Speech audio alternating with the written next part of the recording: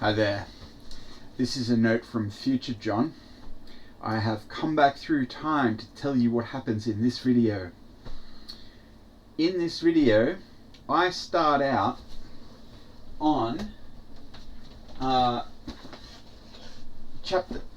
1 of Learning the Art of Electronics, a Labs on Hand course. This is a 25 lab course introducing electronics, and I am planning to go through it with you, doing one lab on the first Tuesday of the month for the next 2 years. Today what I've done is I've sat here and I've begun to go through the book, and I've been reading the material and chasing down the references into the textbook and the various reference material, which includes this one, which is Principles of Electronic Circuits, and Electricity and Magnetism, which is about the physics of electricity and magnetism. This is the course, the textbook that accompanies the course, and I've been going through all of these videos all of these books in the video that you're about to see. However, this video is not going to be the first video in this series. I am going to release it on the channel. So if you're interested, you can have a look. It's about 2.5 hours worth of material. Most of what I cover is the appendix relating to oscilloscopes in the art of electronics. That's the bulk of this video.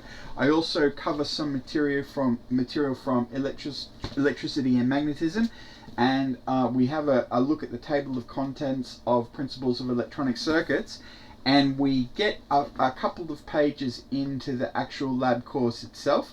After I spent about 2 hours of recording videos, I realized that it was going to be impossible for me to get all of the content covered in the time frame that I'd hoped to cover it.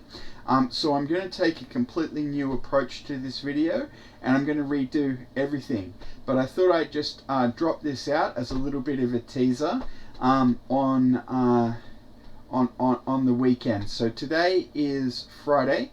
This video is going to come out on Saturday night, and I'm going to spend Sunday and Monday getting ready for releasing the actual video on Tuesday next week. I've still got a couple of days up my sleeve. I'm going to take a completely different approach to this book. I'm going to do all of the reading by myself. I'm going to make some notes and tell you what the notes are. So that will be a bit of a skip over the material. If you want the material, please do buy yourself a copy of the book, so that you can read the material yourself.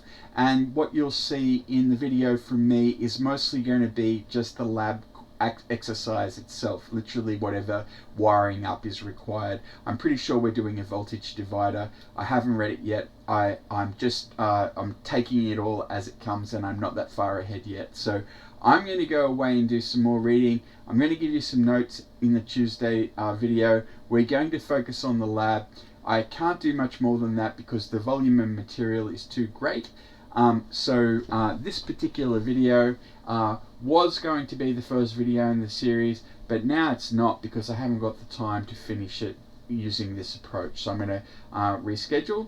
So keep that in mind when you watch the following, and do please enjoy it. And here it is.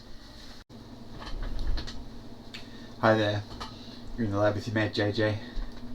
Today is Learning the Art of Electronics Day. Today is our first chapter. We're going to be studying our hands-on lab course, the Learning the Art of Electronics, by Thomas C. Hayes with the assistance of Paul Horowitz. This is version 1. This is the first edition of the book. The second edition has hit the printing presses. I haven't got my copy yet, so we're going to start looking through the first edition. When my new copy arrives, we'll switch over to the second edition. What we're going to be doing today is the first chapter, the first exercise in the 25 lab course. We'll be doing one on the first Tuesday of the month, every month for the next 2 years, assuming everything goes according to plan. we don't know what to expect yet because we haven't done the first lab. So what we're going to do is pop over to the bench together, have a look and see what's involved, do whatever we need to do, assuming we've got everything we need to do it. Yeah, I guess it's just it's gonna be a process of discovery. I suppose I should tell you that my silly job title today is Lightning Tamer. Today I'm the Lightning Tamer, and we're going to pop over and be doing chapter 1 of Learning the Art of Electronics. So let's jump over to the bench and have a look. Here we are on the bench. So we're just going to take this from the top. Here's our book, Learning the Art of Electronics, Hands-on Lab Course. If you haven't got your own copy, I would certainly encourage you to buy one. I'll put a link to the various places. You'll be able to find it on Amazon, of course. This old version, this is the first edition. It's not in print anymore, so I don't think you'll be able to find this edition. But happily, the second edition has come out. My friend in America has his copy already. Hello to my friend from Learning as a Hobby. Here we are at last doing project number 1, so I think we're all pretty excited about that.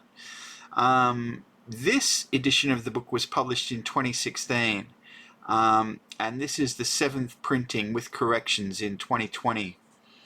As I said, the second edition is out. Now this book is broken into a couple of parts, and it's basically 50-50 digital and analog, I believe. So it's a pretty vast book. Now we have taken a survey of the book, so we're not going to be doing that again today. Today we're going to jump straight into chapter 1. Now when I say chapter 1, there's actually for each lab, there's actually multiple chapters. So today we'll be covering 1N, DC circuits. We'll be covering 1L, which is the lab for DC circuits. We'll do the lab together, so we'll have a look at what's involved and we'll do it. Then we'll have a look at the supplementary notes and we'll have a look at the worked examples. And then that'll bring us through to the next lab, which is RC circuits. So this is DC circuits. Should be pretty simple, DC circuits. So hopefully it goes gentle with us just for the introductory lab. So we're going to jump straight ahead. Well, we'll read whatever it says in the part 1, analog passive devices. It's got a couple of pages there by the looks of it, so we'll have a read of that. Then we'll read through the first 2 bits and we'll break here to do whatever we need to do in there, and then once that's done we'll come back to the supplementary notes and the worked examples. I have no idea how long this is going to take. It might take a very long time. Of course, when the video is being made, it'll be obvious how long the video is, but at this stage I really don't know what we're in for. I'm just getting started on this with you together right now. Now the other thing I should say, this is the textbook that goes with the lab course. So the lab course is what we'll be working through, and the textbook was written by Paul Horowitz and Winfield Hill, and it's called The Art of Electronics. So this is the textbook and this is the lab course. Now there is in fact another book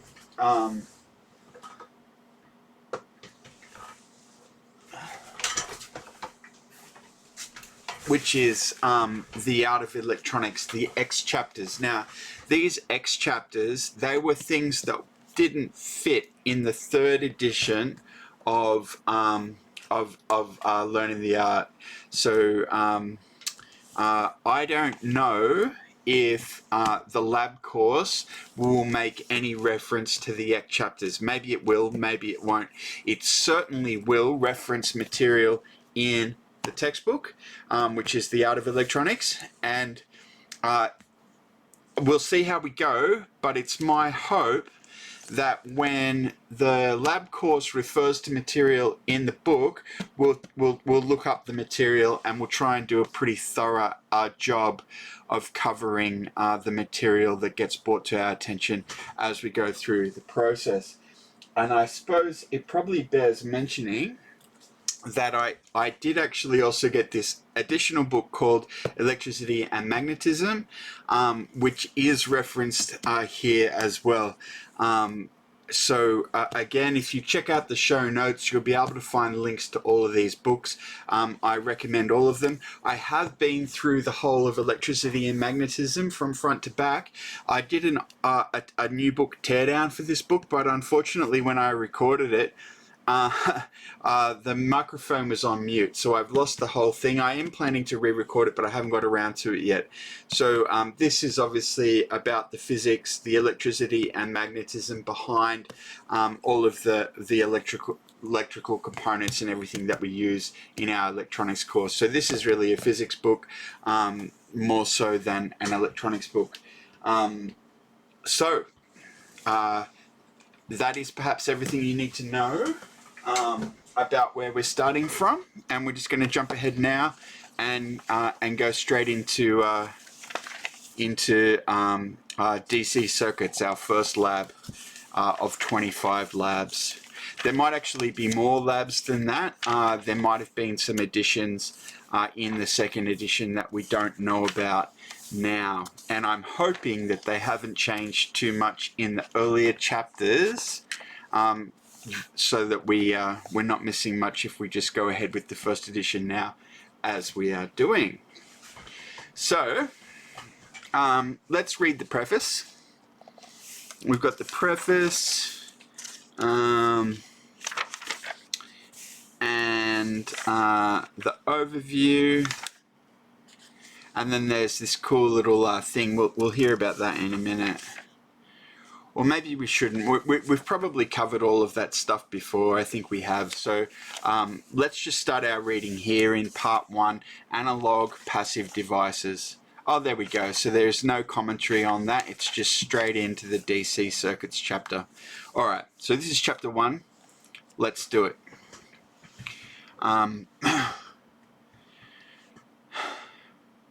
So the contents, we've got an overview, and then we've got why, and what is the art of electronics, what the course is not about, what the course is about, processing information.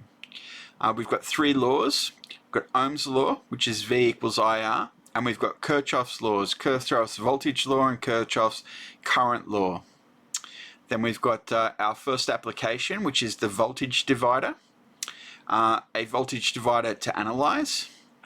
We've got loading and output impedance. We've got 2 possible methods. Justifying the Thevenin shortcut. Applying the Thevenin model. We've got VOM versus DVM, a conclusion. Now I believe VOM is a voltage and ohm meter, probably. I think it's an analog multimeter, and a DVM will be a digital multimeter. Anyway, we'll see what it has to say about that. I'm sure it'll explain it. And then we've got a digression on ground, so we're going to talk about grounding, and then we're going to talk a rule of thumb for relating R out A to R in B. And then we've got some readings in AOE on page 24. Okay. So here we are. This is the overview. We will start by looking at circuits made up entirely of DC voltage sources, things whose output voltage is constant over time, things like a battery or a lab power supply, and resistors. Sounds simple, and it is. We will try to point out quick ways to handle these familiar circuit elements. We will concentrate on one circuit fragment, the voltage divider. Why? In each day's class notes, we will sketch the sort of tasks that the day's material might let us accomplish. We do this to try to head off a challenge likely to occur to any skeptical reader. Okay, this is something or other circuit, but what's it for? Why do I need a something or other? This is an integrator, but why do I want an integrator? Here is our first try at providing such a sample application. Problem: given a constant DC voltage source, design a lower voltage source strong enough to drive a particular load resistance. The shorthand version of the problem: make a voltage divider to deliver a specified voltage.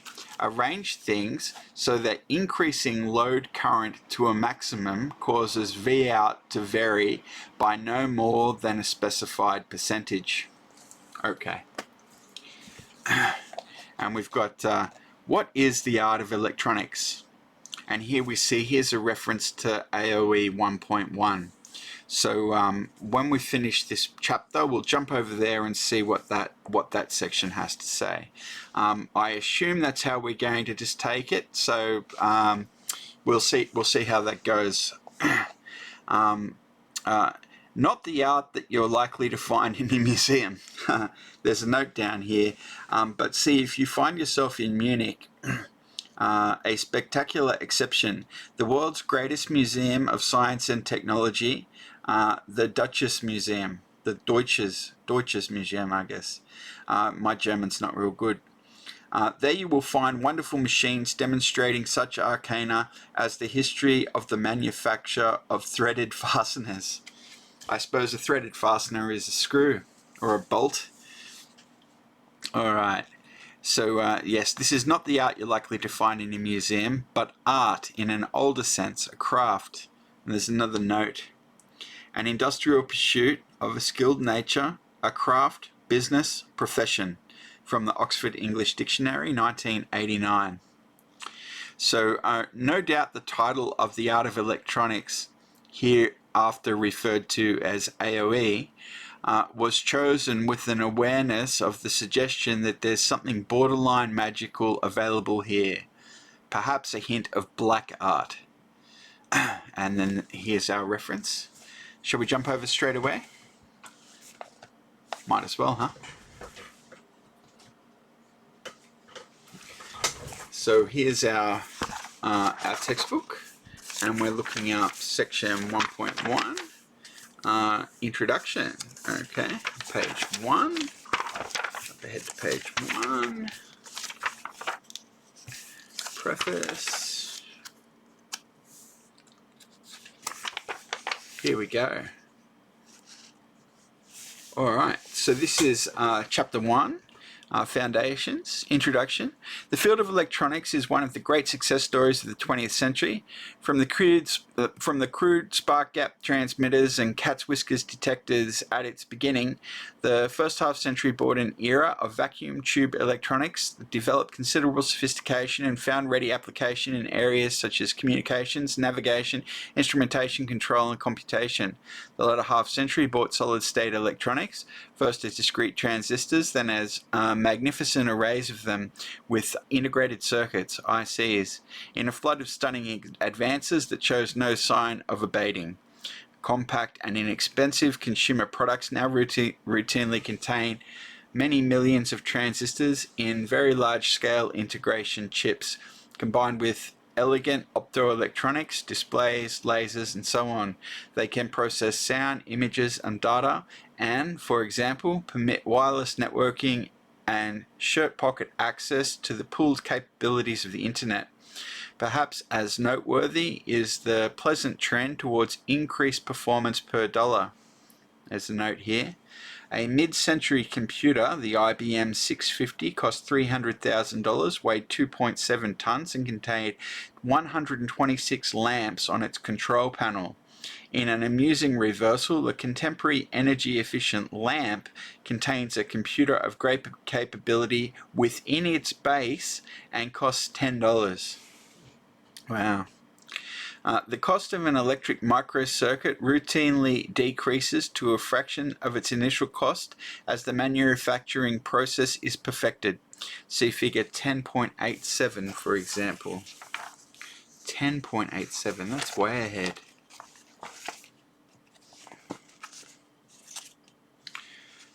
What figure is this? Figure 8, okay.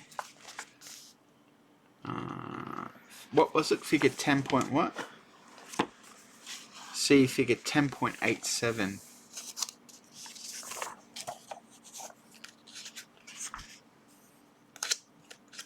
Must be close. Here we go. Oh, I see. Can you see that? It's over here. This is figure 10.87. The law of Silicon Valley. 35 years of computer memory retail prices dropping 50% every 18 months. The same law does not apply to median US new home prices, which exponentiated nicely for many decades. But more recent events have demonstrated the hazards of a confident expectation of continuing exponential home prices. Right. So this is a log scale. Oh no, it's a log scale for memory. That's not a log scale for home prices.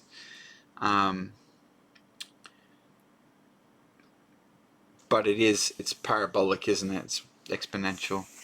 Of course, it won't continue forever, which is of course his remark. But yeah, look at that memory just coming down exponentially on the log scale. Fascinating. All right. In fact, it is often the case that the panel controls and cabinet hardware of an instrument cost more than the electronics inside. On reading of these exciting new developments in electronics, you may get the impression that you should be able to construct powerful, elegant, yet inexpensive little gadgets to do almost any conceivable task. All you need to know is how all these miracle devices work. If you've had that feeling, this book is for you. In it, we have attempted to convey the excitement and know-how of the subject of electronics. In this chapter, we begin the study of the laws, rules of thumb, and tricks that constitute the art of electronics as we see it. It is necessary to begin at the beginning with talk of voltage, current, power, and the components that make up electronic circuits. Because you can't touch, see, smell, or hear electricity, there will be a certain amount of abstraction, particularly in the first chapter, as well as some dependence on such visualizing instruments as oscilloscopes and voltmeters. In many ways, the first chapter is also the most mathematical, in spite of our efforts to keep mathematics to a minimum in order to foster a good intuitive understanding of circuit design and behavior. In this new edition, we've included some intuition aiding approximations that our students have found helpful, and by introducing one or two active components ahead of their time, we're able to jump directly into some applications that are usually impossible in a traditional textbook passive electronics chapter. This will keep things interesting and even exciting. Once we have considered the foundation of electronics, we will quickly get into the active circuits, amplifiers, oscillators, logic circuits, etc. that make electronics the exciting field it is. The reader with some background in electronics may wish to skip over this chapter since it assumes no prior knowledge of electronics. Further generalizations at this time would be pointless, so let's just dive right in. Okay, so that was section 1.1, foundations. Back over to our coursework. I might keep that one under there. How's that going? That's okay. Hey, I'm going to take a break, get myself a coffee. I'll be right back. All right, I'm back. So, yes, we're talking about our black art.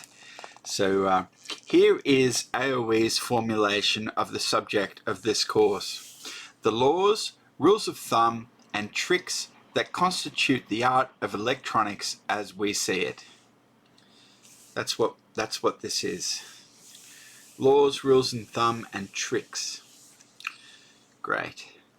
As you may have gathered, if you have looked at the text, this course differs from an engineering electronics course in concentrating on the rules of thumb and the bag of tricks. You will learn to use rules of thumbs and reliable tricks without apology.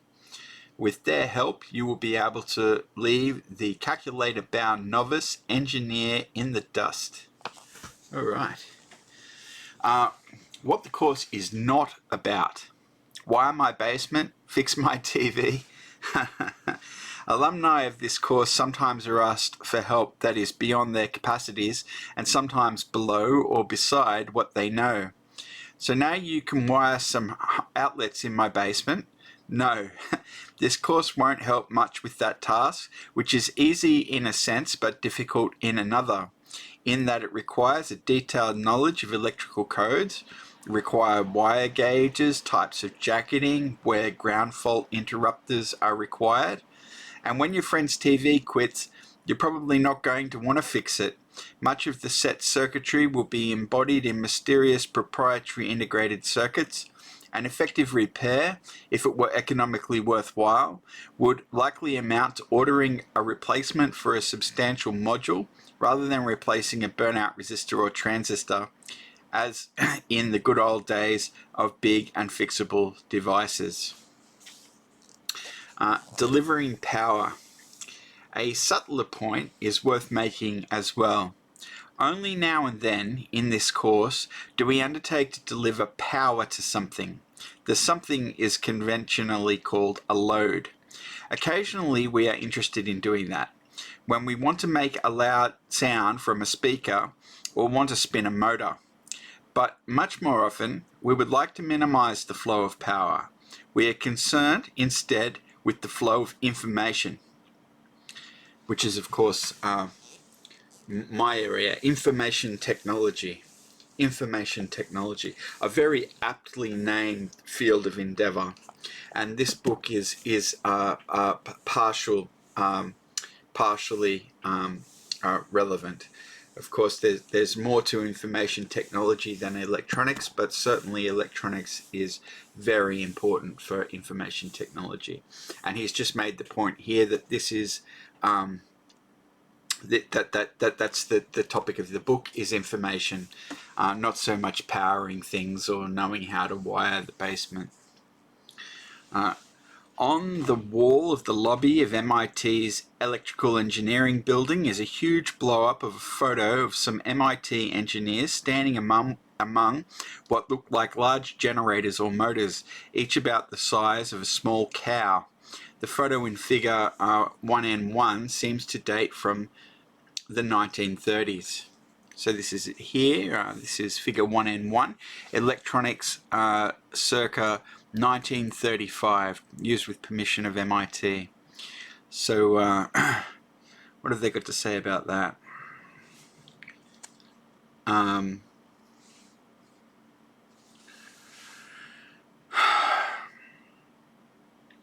The electricals, they refer to them as electricals.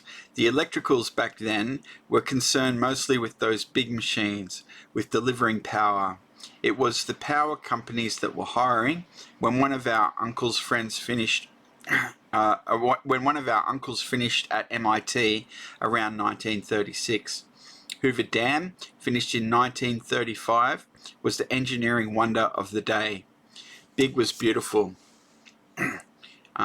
Even now, Hoover's Dam's website boasts of the dam's weight, 6.6 million tons, in case you were wondering. Cool. That little, it says down there, a bunch of electricals. So electricals, I guess that's what we'd call an electrical engineer today. I'm not sure. I think they're talking, I think it's the peoples who are the electricals. As opposed to the machines are the electricals. I don't know. If you know, let me know. Alright, what the course is about: processing information. Times have changed, as you may have noticed. Small is beautiful. Nano is extra beautiful.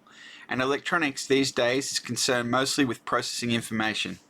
There's a note here. Note 3. We guess a potentially big exception is the continuing struggle to produce an efficient and economically viable electrically powered car. Some glory awaits the electricals who succeed at that task. Very important, of course. We're working on that. I suspect we'll make great progress in the coming years. So, we like circuits that pass and process signals while generating very little heat and using very little power. We like, for example, digital circuits made out of field effect transistors that form switches. They offer low output impedance, gargantuan input impedance, and quiescent current of approximately 0. To a good approximation, they're not transferring power, not using it, not delivering it. They're dealing in information. That's almost always what we'll be doing in this course. These field effect transistors, those are the bulk of your typical integrated circuit. Certainly your CPU is made out of these. I believe they're MOSFETs. I believe it's CMOS technology. But I'm not an expert, so if you know, feel free to correct me. But yeah, these things, as he says, they've got low output impedance and gargantuan input impedance. So they don't chew much juice, which is good, because you don't want them to chew juice, you want them to process information. So that's what he's talking about there. We'll learn more about that as we go through the course. Yeah, that's right. We basically don't want to be, we want to be using as little power as possible so our batteries last as long as possible, but we want to do all of the information processing that we need to do to play music or show photos and all this sort of thing. Obvious, perhaps? Perhaps. So perhaps this is obvious. We will postpone till next time, not to overload you on the first day, discussion of a related topic, just what the information is, what form the information is likely to take in our circuits, voltage versus current. The answer may surprise you, or you may be inclined to reject the question as empty, since you know that long ago Ohm taught us that current and voltage in a device can be intimately related. Next time, we'll try to persuade you that you ought not to reject the question, that it's worth considering whether the signal is represented as a voltage or as a current. See note 1S on this topic. Well, we'll be covering 1S in this video, hopefully, assuming everything goes to plan. Now on to less abstract topics. Our first useful circuit, a voltage divider. Alright, now we've got a reference here to AOE 1.2.1, so let's have a look at that. 1.2.1. Alright, so this is voltage, current, and resistance, and this is 1.2.1, voltage and current. There are two quantities. That we like to keep track of in electronic circuits: voltage and current. These are usually changing with time, otherwise nothing interesting is happening. Voltage, whose symbol is V or sometimes E. Officially, the voltage between 2 points is the cost in energy, work done, required to move a unit of positive charge from the more negative point, or lower potential, to the more positive point, or higher potential. Equivalently, it is the energy released when a unit charge moves downhill from the higher potential to the lower. There's a note here, note 2. These are the definitions, but hardly the way circuit designers think of voltage. With time, you'll develop a good intuitive sense of what voltage really is in an electronic circuit. Roughly, very roughly speaking, voltages are what you apply to cause currents to flow. On that, did you know that in a superconductor, currents can flow in the absence of a voltage due to a thing called the Josephson effect or something like that anyway. So yeah, superconductors, things change, but of course we won't be covering that sort of electronics in these books. Voltage is also called potential difference or electromotive force. The unit of measure is the volt, with voltages usually expressed in volts, kilovolts, millivolts, or microvolts. That's variously, kilovolt is 10 to the power of 3 volts, millivolts is 10 to the power of minus 3 volts, or microvolts is 10 to the minus 6 volts. See the box on prefixes. I'm going to assume we understand prefixes well enough. Of course, you've got kilo, which is 10 to the 3, and then you've got milli, 10 to the minus 3, and micro, 10 to the minus 6. And then you've got nano and pico and femto and so on. A joule J of work is done in moving a coulomb C of charge through a potential difference of 1 volt. The coulomb is the unit of electric charge, and it equals the charge of approximately 6 times 10 to the 18 electrons. It's a lot of electrons. Well, actually, it's probably not really a lot of electrons. Isn't that silly? It's a big number. For reasons that will become clear later, the opportunities to talk about nanovolts and megavolts are rare. Yeah. And similarly, picovolts or femtovolts. So yeah, nanovolts, you don't deal with them much. Similarly, megavolts. And then the current, which is symbol I. Current is the rate of flow of electric charge past a point. The unit of measure is the ampere or amp, with currents usually expressed in amperes, milliamperes, nanoamperes, or occasionally picoamperes. So again, that's 10 to the minus 3 for micro, 10 to the minus 6 for, 10 to the minus 3 for milli, 10 to the minus 6 for micro, 10 to the minus 9 for nano, and 10 to the minus 12 for pico. A current of 1 amp equals a flow of 1 coulomb past a charge per second. By convention, current in a circuit is considered to flow from a more positive point to a more negative point, even though the actual electron flow is in the opposite direction. Important. From these definitions, you can see that currents flow through things and voltages are applied or appear across things. So you've got to say it right. Always refer to the voltage between 2 points or across 2 points in a circuit. Always refer to current through a device or connection in a circuit. To say something like the voltage through a resistor is nonsense. However, we do frequently speak of the voltage at a point in a circuit. This is always understood to mean the voltage between that point and ground, a common point in the circuit that everyone seems to know about. Soon you will too. We generate voltages by doing work on charges in devices such as batteries, conversion of electrochemical energy, generators, conversion of mechanical energy by magnetic forces, solar cells, photovoltaic conversion of the energy of photons, etc. We get currents by placing voltages across things. At this point, you may well wonder how to see voltages and currents. The single most useful electronic instrument is the oscilloscope, which allows you to look at voltages, or occasionally currents, in a circuit as a function of time. There's a note 3. It has been said that engineers in other disciplines are envious of electrical engineers because we have such a splendid visualization tool. Fair enough, except when it's not behaving, right? Oscilloscopes are they have a bit of a learning curve. I'm still learning mine. There's a lot to know. We will deal with oscilloscopes and also voltmeters when we discuss signals shortly. For a preview, see Appendix O and the multimeter box later in this chapter. What's Chapter O, do you think? Appendix O, that is. Let's have a look in the thing and see what it says. Appendix O. The oscilloscope. Shall we have a quick look? Why not, huh? We've got our bookmark here, so we'll come back. So we want 1158. Gee, that's a lot of pages in this book. 1158.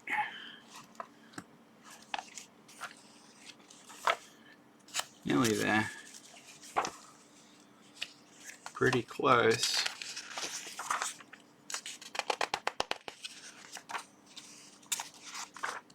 Here it is. The oscilloscope. The oscilloscope, scope for short, is by far the most useful and versatile electronic circuit testing instrument. Note 1. It is sometimes said that practitioners of other engineering disciplines are especially envious of EEs because we are blessed with such a splendid instrument with which to visualize the happenings in our circuits. That's a very similar remark to the one that he made in the chapter we were reading. As usually used, it lets you see voltages in a circuit as a function of time, triggering on a particular point of the waveform so that a stationary display results. Contemporary scopes are almost invariably digital. Input signals are digitized, processed, and displayed, and they do usually better what their analog ancestors did. To understand how to use an oscilloscope, we think it's best to start with the traditional and very nearly extinct two-channel analog scope, for which we've drawn a block diagram in figure 01. Where is 01? Okay, this is our block diagram in 01. This is a diagram of a two-channel analog scope. Okay. And the typical front panel in 02. Alright, so this is the old two-channel digital analog scope with its front. So are we going to go through all of that?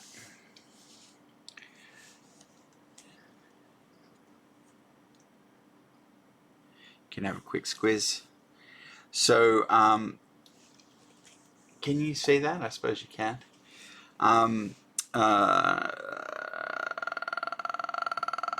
Digital scopes carry forward nearly all of its features, to which they add an impressive array of capabilities and a few hazards.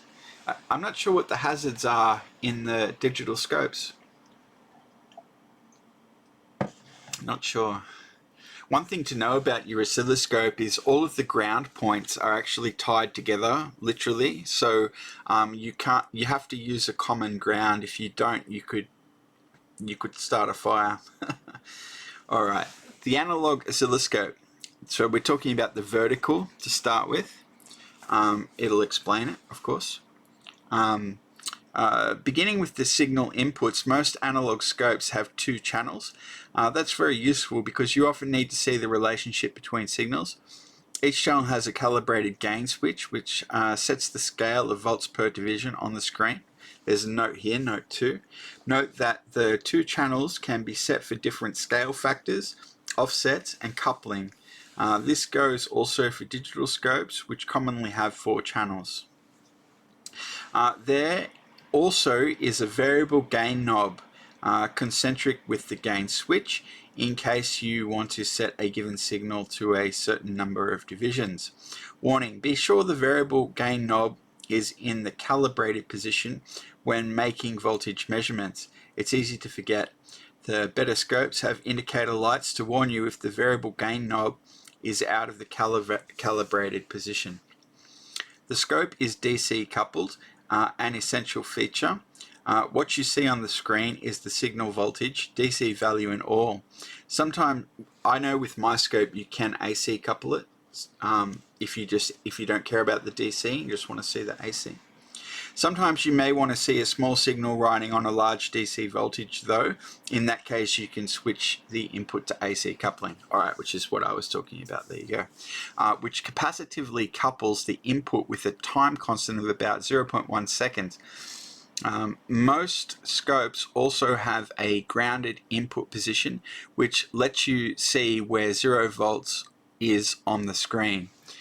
In ground position, the signal isn't shorted to ground, just disconnected from the scope, whose input is grounded. Scope inputs are usually high impedance, 1 mega ohm in parallel with about 20 picofarads, as any good voltage measuring instrument should be. There's a note here, note 3. Scopes intended for high frequency measurements going beyond 100 megahertz, say, offer also a 50 ohm impedance option. Right. The input resistance of 1 mega ohm is an accurate and universal value, so that high impedance attenuating probes can be used, as will be described later. Unfortunately, the parallel capacitance is not standardized, which is a bit of a nuisance when changing probes. The vertical amplifiers include a vertical position control, an invert control on at least one of the channels, and an input mode switch. The latter lets you look at either channel, their sum, their difference when one channel is inverted, or both. There are two ways to see both: alternate, or is that alternate or alternate? I don't know. In which alternate inputs are displayed on successive sweeps of the trace, and chopped, in which the trace jumps back and forth rapidly at 0.1 to 1 megahertz between the two signals. Alternate mode is generally better, except for slow signals.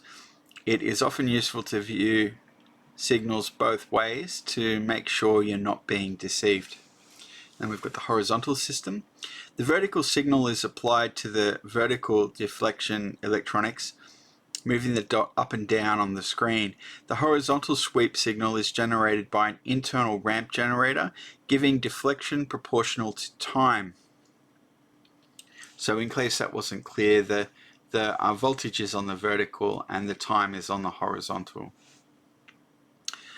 As with the vertical amplifiers, there is a calibrated time per division switch and a variable concentric knob. The same warning stated earlier applies here. Most scopes have a 10 times magnifier and also allow you to use one of the input channels for horizontal deflection. This lets you generate those beloved but generally useless Lissajous figures featured in elementary books and science fiction movies. I'm not sure what they're referring to there. So we've discussed the vertical system, which is voltage, horizontal system, which is time, and now we're going to talk about triggering. Now comes the trickiest part, triggering. We've got vertical signals and horizontal sweep. That's what's needed for a graph of voltage versus time. But if the horizontal sweep doesn't catch the input signal at the same point in its waveform each time, assuming the signal is repetitive, the display will be a mess. A picture of the input waveform superimposed over itself at different times. The trigger circuitry lets you select a level and slope, positive or negative, on the waveform at which to begin the sweep. You can see from the front panel that you have a number of choices about trigger, sources, and mode. Normal mode produces a sweep only when the source selected crosses through the trigger point you have set, moving in the direction of slope you have selected. In practice, you adjust the level control for a stable display. In auto, the sweep will free run if no signal is present. This is good if the signal sometimes drops to small values, since the display won't disappear and make you think the signal has gone away. It's the best mode to use if you are looking at a bunch of different signals and don't want to bother setting the trigger each time. Single sweep is used for non-repetitive signals. Line causes the sweep to trigger on the AC power line, handy if you're looking at hum or ripple in a circuit. The external trigger inputs are used if you have a clean signal available at the same rate as some dirty signal you're trying to see. It's often used in situations where you are driving some circuit with a test signal, or in digital circuits where some clock signal synchronizes circuit operations. The various coupling modes are useful when viewing composite signals. For instance, you may want to look at an audio signal of a few kilohertz that has some spikes in it. The HF reg position, high frequency reject, puts a low pass filter in front of the trigger circuitry, preventing false triggering on the spikes. If the spikes happen to be of interest, you can trigger on them instead in LF reject position. So you've got high frequency reject and low frequency reject. Many scopes now have beam finder and trigger view controls. The beam finder is handy if you're lost and can't find the trace. It's a favorite of beginners. Trigger view displays the trigger signal. It's especially handy when triggering from external sources. Cool. We've got some hints for beginners. Sometimes it's hard to get anything to show on the scope. Begin by turning the scope on. Set triggering for auto, DC coupling, channel 1. Set sweep speed at 1 millisecond per division. Cal, which I mean calibrate, I guess. And the magnifier off, ×1. Ground the vertical inputs, turn up the intensity, and wiggle the vertical position control until the horizontal line appears. If you have trouble at this point, try the beam finder. There's a note here, note 4. Curiously, some scopes, for example the once popular Tektronix 400 series, don't sweep on auto unless the trigger level is adjusted correctly. Now you can apply a signal, unground the input, and fiddle with the trigger. Become familiar with the way things look when the vertical gain is far too high, when the sweep speed is too fast or slow, and when the trigger is adjusted incorrectly.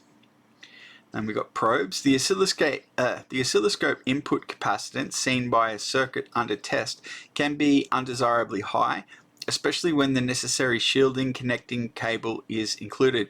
The resulting input impedance, 1 mega ohm in parallel with 100 picofarads or so, is often too low for sensitive circuits and loads it by the usual voltage divider action. For example, at 10 megahertz, if a 100 picofarad load looks like 160 ohms, ouch. Worse yet, the capacitance may cause some circuits to misbehave, even to the point of going into oscillation. In such cases, the scope obviously is not acting like the low profile measurement we expect. It's more like a bull in a china shop. The usual solution is the use of high impedance probes. In simplified form, there's a note here, note 5. In practice, the cable itself is made from resistance wire to damp transmission line effects, which are frequency peaking and transient reflections. See Appendix H. Dear me, we're not going to go and have a look at Appendix H just now. An elegant 1959 invention by Kobe and Politz, US patent 2 million and something. You also see tricks such as series RC across the scope terminals. For example, 500 ohms and a trimmer capacitor to provide a transmission line match at high frequencies. The popular 10 times probe works as shown in figure 03. Okay, here's our figure 03. It's a 10 time passive probe. A passive scope probe attenuates signals by a factor of 10 at all frequencies, conveniently raising the input impedance by the same factor. In practice, additional tricks are used to suppress transmission line effects. See the text. Alright, so we've got the probe tip. We've got a variable capacitor of around 5.5 picofarads, and we've got a resistor of 9 mega ohms. This is the probe compensation adjustment. Then we've got the ground clip and the probe clip. We've got 3 feet of shielded cable of low capacitance. The capacitance is approximately 30 picofarads, the capacitance of the cable. And then we've got a capacitor in here of 20 picofarads, a resistor of 1 mega ohm, and then this is the oscilloscope amplifier. Okay, so that's inside the scope amplifier. There you go.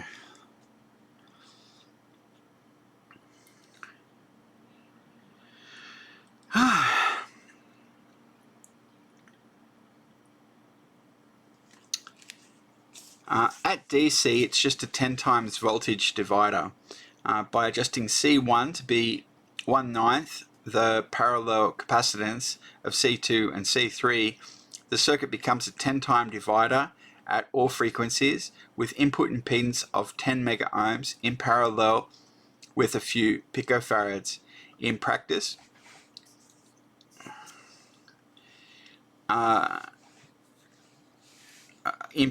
you adjust the probe by looking at a square wave of about 1 kilohertz available on all scopes as calib or probe adjust. Yes, that's calibrate. Setting the capacitor on the probe for a clean square wave without overshoot. Sometimes the adjustment is cleverly hidden. On some probes you twist the body of the probe and lock it by tightening a second threaded part. One drawback: a 10 times probe makes it difficult to look at signals of only a few millivolts. For these situations, a 1 times probe, which is simply a length of low capacitance shield cable with the usual probe hardware, the wire grabber, ground clip, some knurled handle, etc. Okay, the 10 times probe should be the standard probe, left connected to the scope, with the 1 time probe used when necessary. Okay. Dave Jones told me that as well. You're supposed to use your scope in 10 times mode and just change it down when you have to. Some probes feature a convenient choice of 1 times or 10 times attenuation, switchable at the probe tip. Even with a 10 times probe, the circuit loading may be unacceptable. After all, its improvement is just the same factor of 10 by which it attenuates the input signal. You can get a 100 times probe with correspondingly higher input impedance, e.g. the Tektronix P5100 series, but these are intended primarily for viewing high voltage signals. The scope itself is usually limited to a maximum of plus or minus 400 volts at the input connector. And they do not excel in important features such as small physical size. What you do instead is to use an active probe, which uses a FET follower at the tip to achieve an input capacitance of less than 1 picofarad. There's a note here, note 6. One of our favorites is the Tektronix P6243 with less than 1 picofarad and 1 gigahertz bandwidth. Wow. Active probes, being intended for wideband use, are intended to drive a 50 ohm input available on most high-speed scopes. If not, attach a 50 ohm pass-through terminator. They require a source of power available at the scope's input connector on digital scopes, or provided by a standalone box like the Tektronix 1103. Any discussion of probes would be incomplete without a mention of current probes. These handy devices, when clipped around a wire in some circuit, convert the circuit's current to a voltage waveform that's displayed on the scope. The simplest current probes are inherently AC coupled.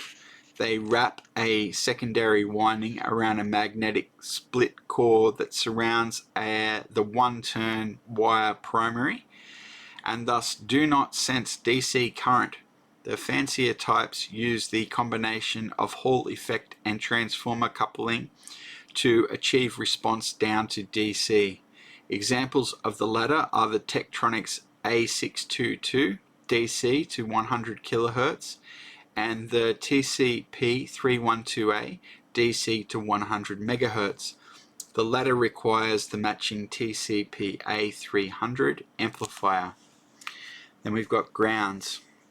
As with most test instruments, the oscilloscope input is referred to the instrument ground, the outer connection of the input B and C connectors, which is usually tied electrically to the case.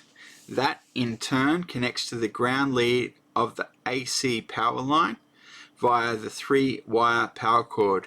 This means that you cannot measure voltages between the two arbitrary points in a circuit, but are forced to measure signals relative to this universal ground.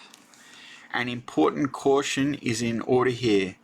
If you try to connect the ground clip of an oscilloscope's probe to a point in this circuit that is at some voltage relative to ground, you will end up shorting it to ground. This can have disastrous consequences to the circuit under test. In addition, it can be downright dangerous with circuits that are hot to ground, for example, line-powered switching power supplies. If it if it is imperative to look at the signal between 2 points, you can make a different measurement by inverting one input channel and switching to add, or you can use an external differential preamp, for example the LaCroix DA1855A. In desperate situations, we have been known to float the scope by lifting the ground lead at the power cord, but this is not recommended unless you really know what you're doing and agree to waive any liability on our part. Another caution about grounds: when you're measuring weak signals or high frequencies, be sure the oscilloscope ground is the same as the circuit ground where you're measuring. The best way to do this is by connecting the short ground wire on the probe directly to the circuit ground.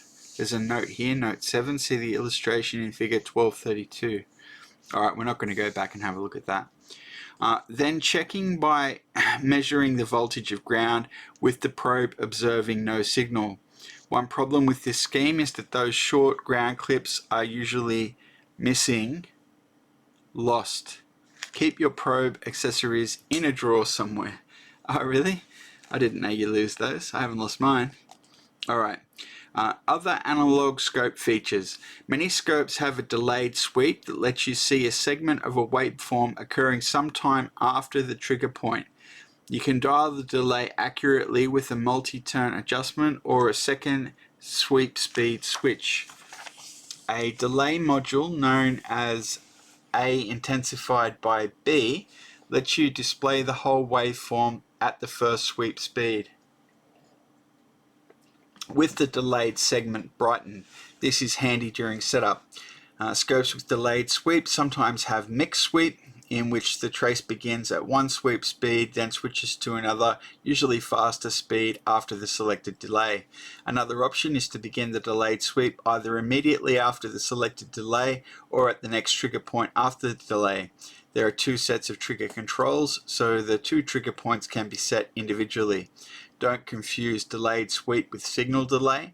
All good analog scopes have a delay in the signal channel, so you can display the event that caused the trigger.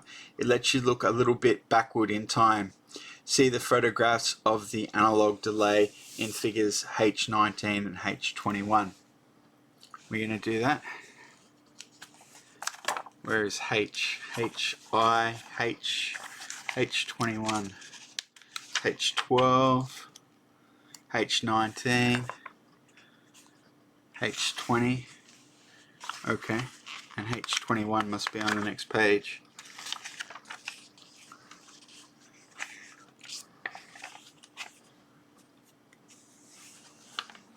H19 and H21.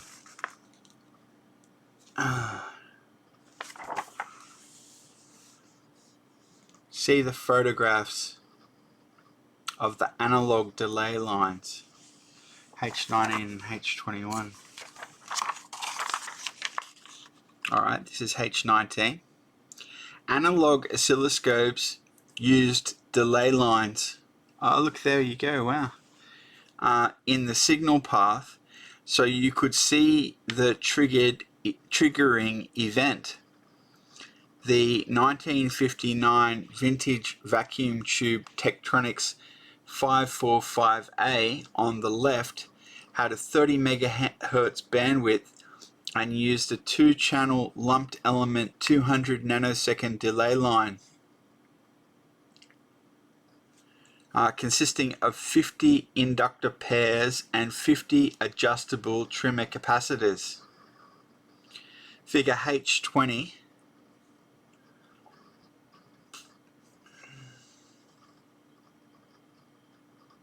H20. Oh, that's this over here.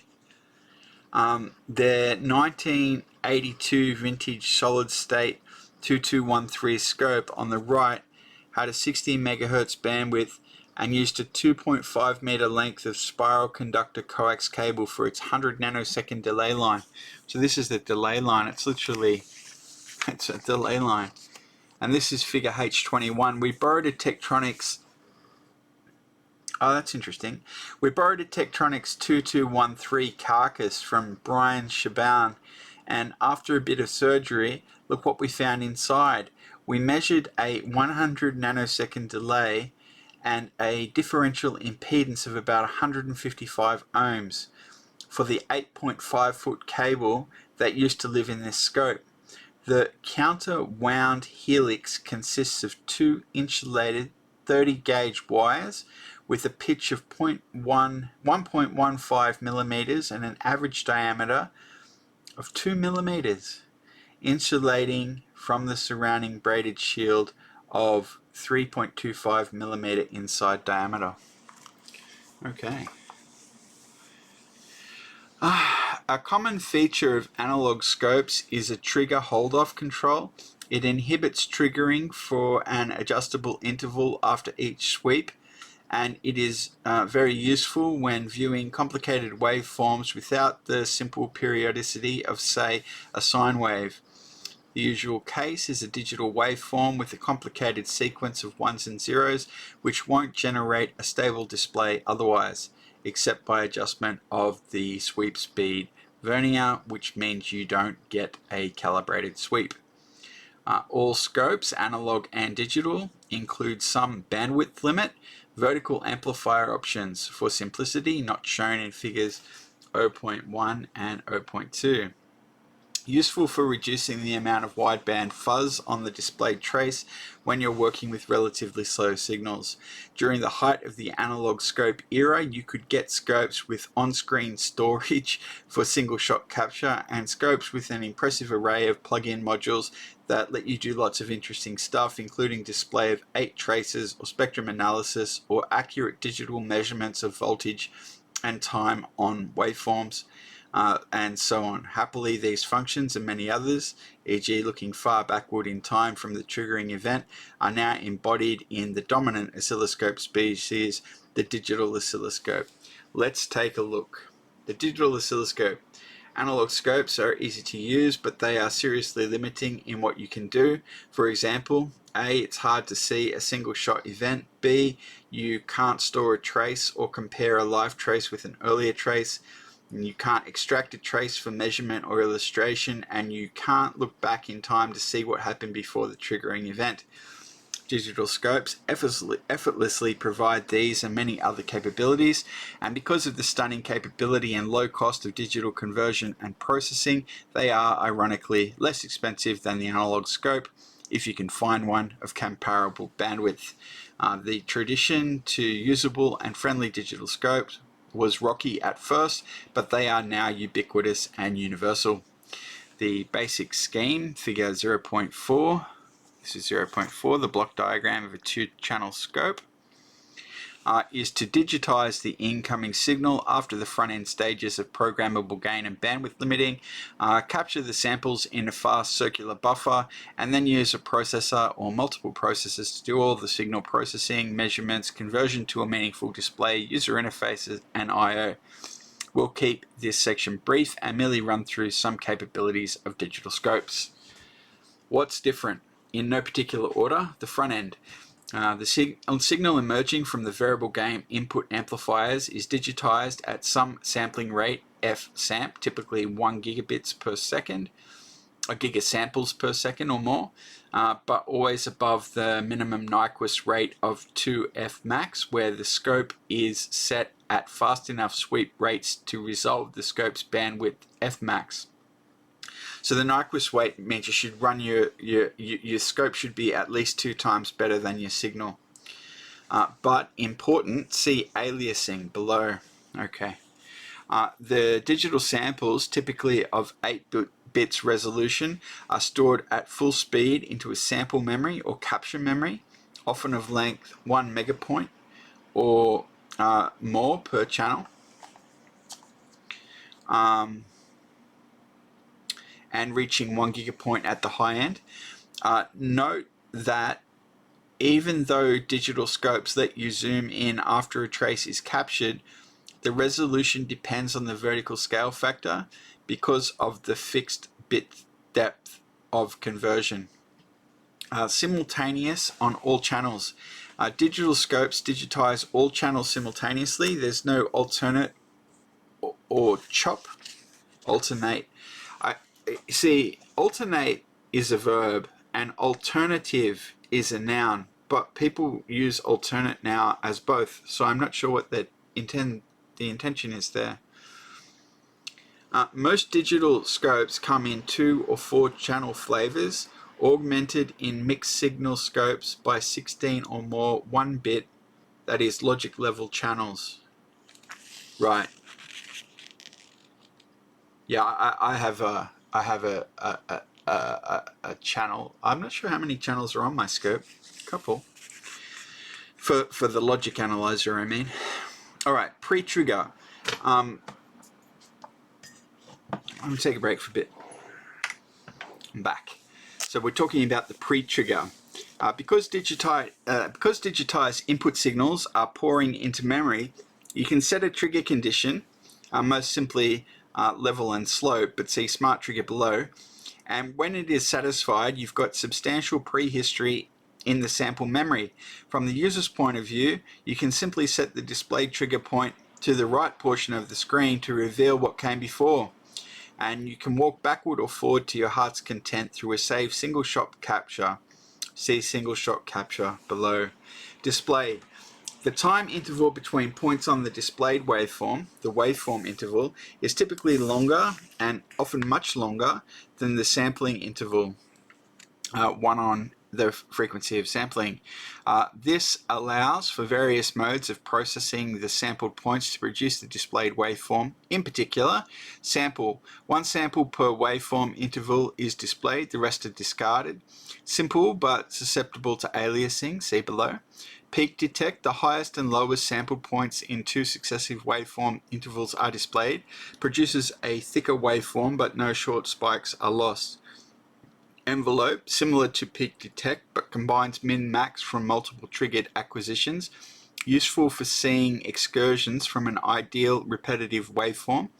Average, each point in the displayed waveform is the calculated average of single samples, as in sample mode, over many, a settable number, e.g. 2, 4, 8, 5, 12, triggered acquisitions. Greatly reduces noise without reducing bandwidth but requires a repetitive signal. High resolution. Each displayed point is calculated as the average value of the multiple samples captured within one waveform interval. Provides higher resolution but does not require a repetitive signal but reduces bandwidth. There's a note here, note 8. You can think of this as a horizontal average along one waveform capture as compared with the vertical average of single sample points in successive stack waveform in average mode. Persistence. Engineers with grey beards wax poetic about the beautiful gradations of intensity with which analog scopes display waveforms. Digital signals took a while to catch up, but now they trumpet their ability to do the same with terms like digital phosphor, persistence trace, and digital persistence. Okay, single shot capture. Digital scopes excel in single shot capture. You can troll through the sampled data post capture either manually by turning knobs for scrolling and magnification or with some helpful automated search tools. Example, the Tektronix Wave Inspector, the name says it all. Slow sweep. Analog scopes are hopeless when you want to view a waveform that takes many seconds. Digital scopes couldn't care less. Use rolling mode at slow sweep rates. Save and recall. You can save one or more waveforms to memory, bring them back for comparison, etc. You can also save the scope state, that is its settings. Measurements. The data's all there, so digital scopes have no problem measuring period, frequency, amplitude, time interval, duty cycle, etc. These measurements usually update continuously, and you can use settable horizontal and vertical cursors to define the measurement regions and intervals. Math. Going further, digital scopes let you calculate products, e.g. to measure power from voltage and current, quotients to normalize a waveform, jitter, histograms, frequency spectra, etc. almost limitless possibilities, but you may prefer to extract the data and do the math offline.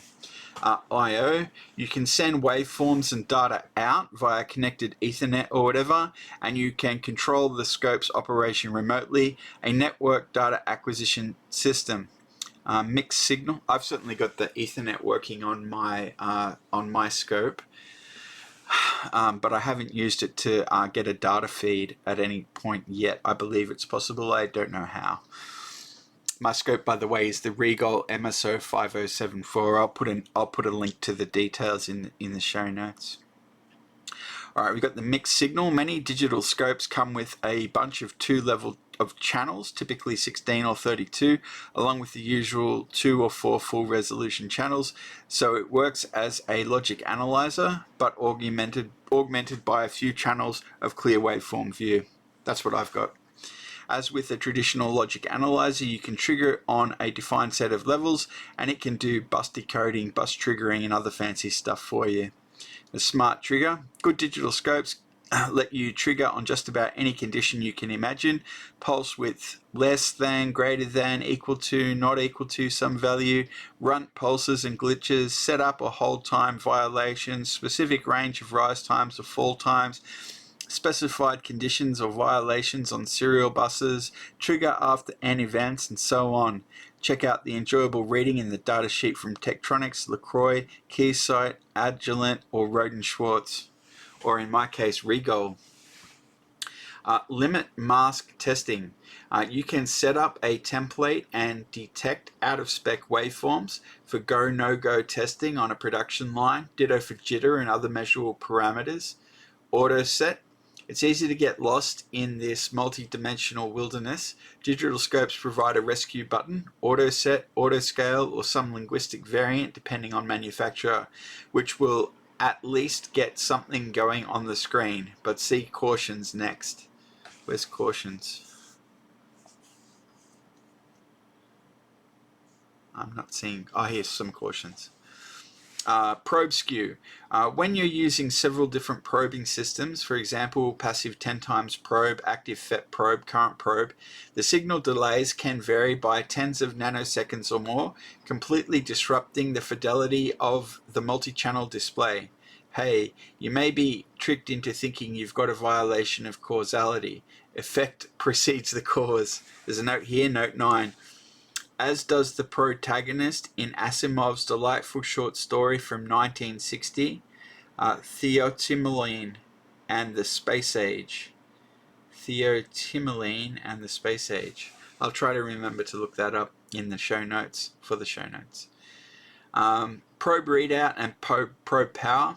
Probes for use with contemporary digital scopes have extra connections by which they communicate their attenuation factor, 1 times, 10 times, 100 times, and other useful scale factor information, for example, the amps per division of a current probe. They use such connectors also to send power to the probe, needed, for example, with FET active voltage probes or Hall effect current probes. This can be an annoyance though if your scope's input connectors are of the wrong format, which happens even within one manufacturer's scope offerings. I'm not sure which manufacturer they're referring to there.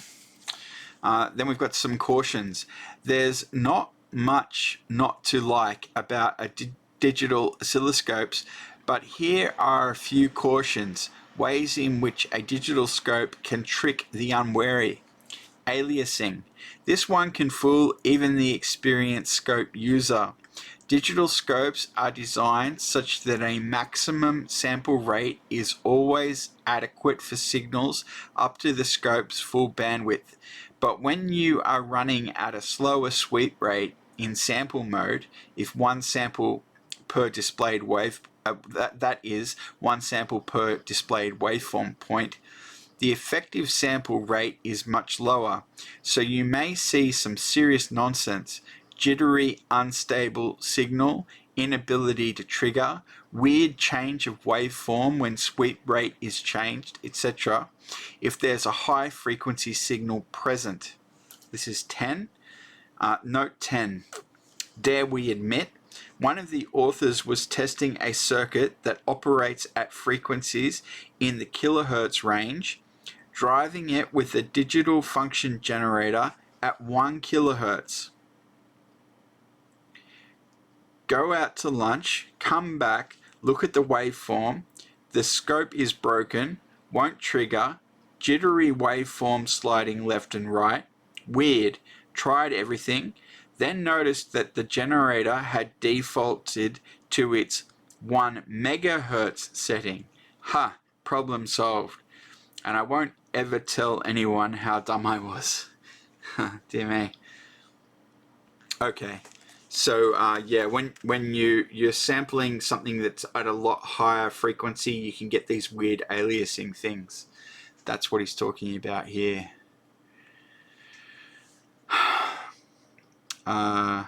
If you suspect aliasing, try speeding up the sweep or changing to peak detect mode. Aliasing can be really annoying when you're dealing with signals that combine timescales. The classic one was analog television with a 3.59 megahertz current carrier on a 15 kilohertz horizontal line frequency. Dead time.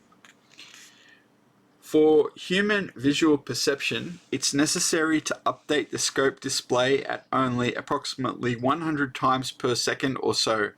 If the scope captures input waveform data only at that rate, the fraction of time that it's sensitive to important signals, like a glitch or timing violation, may be exceedingly low. For example, at a middling sweep rate of 1 microsecond per division, thus a 10 microsecond per sweep, a scope that's updating 100 times per second is active only 1% of the time. When scope users became aware of this ugly secret, scope manufacturers went at it, and they now provide some measure of true update rate, usually in the form of waveforms per second, typically in the range of 100,000 to 1 million. Be careful when evaluating such metrics because there's more than a little speckmanship going on. There's a note here, note 11. Ask your scope salesperson.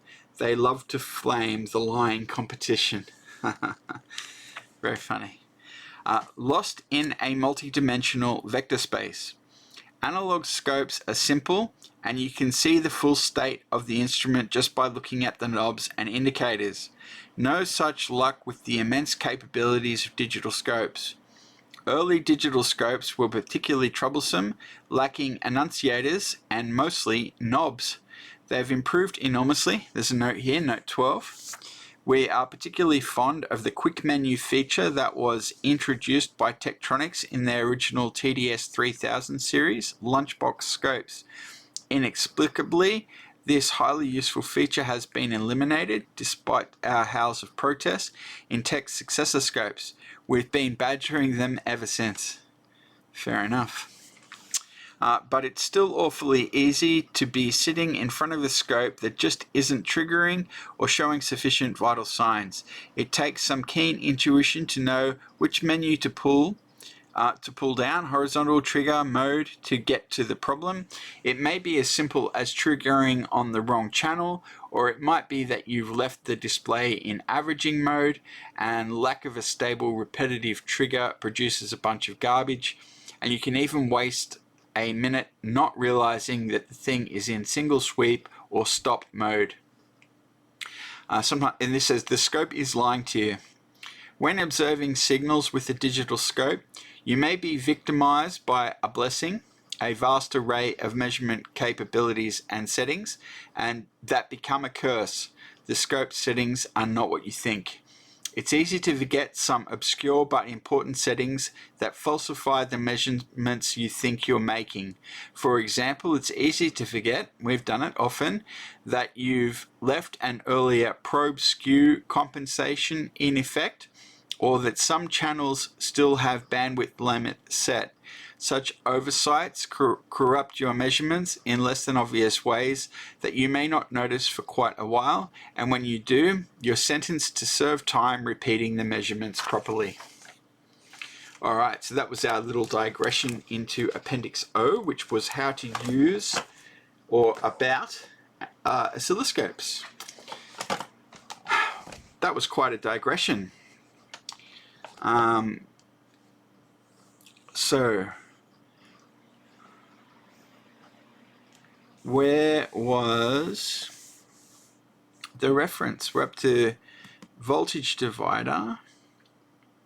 I think I'm just going to make a quick coffee and I'll figure out where I am and I'll be back.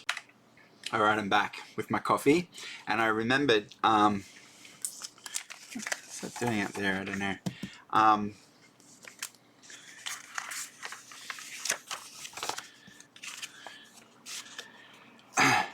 This was actually a reference within a reference, wasn't it? This AOE is 1.2.1, which is probably here, 1.2.1, and it was from this book in this section that we got referred to the Appendix O. Isn't that right? So I remember reading this. We were talking about current.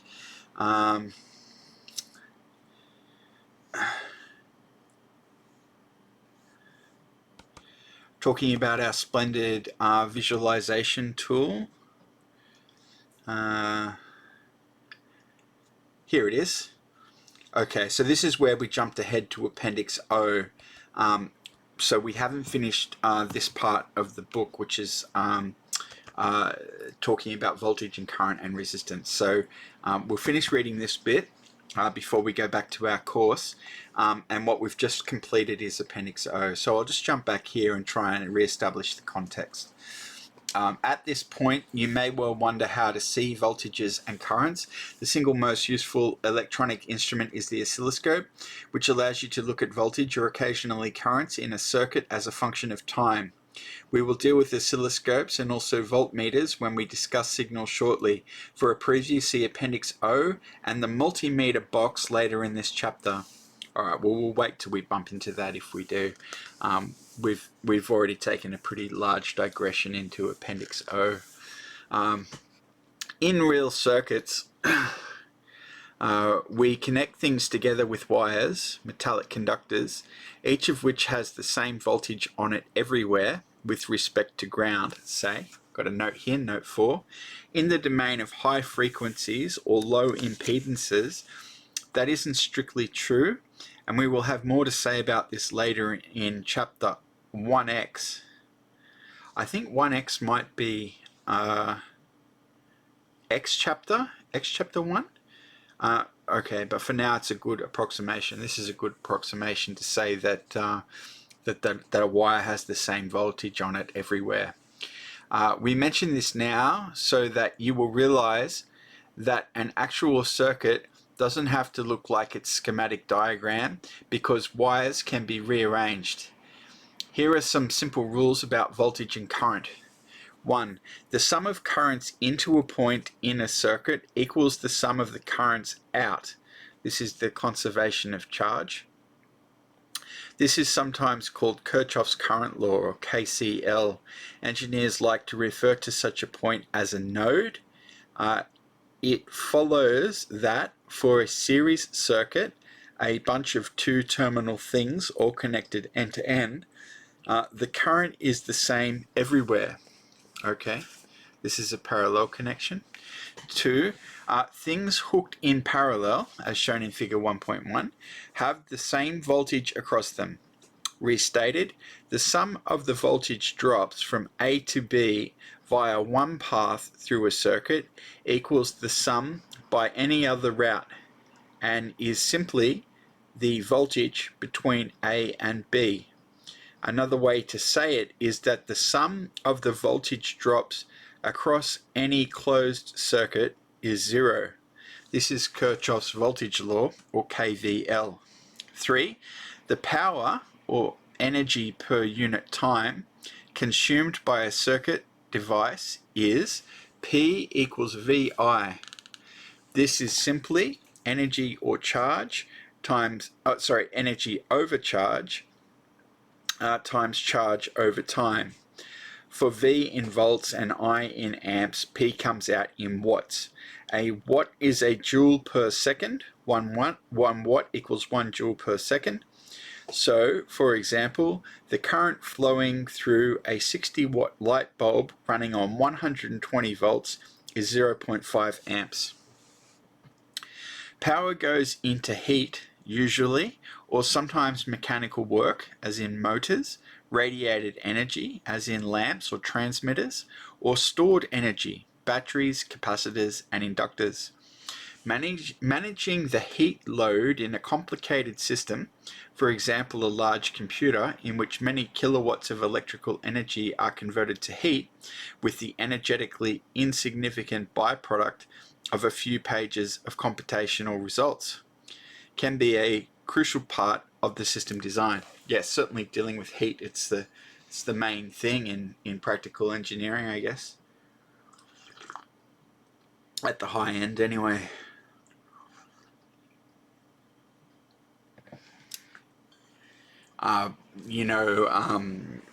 Integrated circuits like the one you find in CPUs, which are on these dies with billions of components. One of the ways they'd like to scale is three-dimensionally, but the problem with three-dimensional scaling is heat dissipation.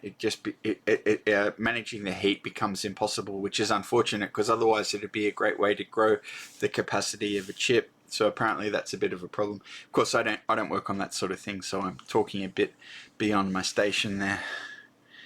Here we go. Here's figure 1.2, a selection of common resistor types. Can you see that? This is a selection of common resistor types. The top row, left to right, wire wound ceramic power resistors, 20 watt vitreous enamel with leads, 20 watt with mounting studs, 30 watt vitreous enamel, 5 watt and 20 watt with mounting studs. Middle row, wire wound power resistors, 1 watt, 3 watt and 5 watt axial ceramic, 5 watt, 10 watt, 25 watt, 50 watt conduction cooled Dale type. Bottom row, 2 watt, 1 watt, half watt, quarter watt and 1/8 watt carbon composition. Surface mount, thick film, 210, 1206, 0805, 0603 and 0402 sizes. Surface mount resistor array, 6, 8 and 10 pin single inline package arrays, dual inline package array. The resistor at bottom is the ubiquitous RN55D quarter watt 1% metal film type, and the pair of resistors above are Victorine high resistance types, glass 2 gigaohm and ceramic 5 gigaohm. Wow. All right. Soon, when we deal with periodically varying voltages and currents, we will have to generalize the simple equation P equals VI to deal with average power, but it's correct as a statement of instantaneous power just as it stands. Incidentally, don't call current amperage, that's strictly Bush League. Note 5, unless you're a power engineer working with giant 13 kilovolt transformers and the like, those guys are allowed to say amperage.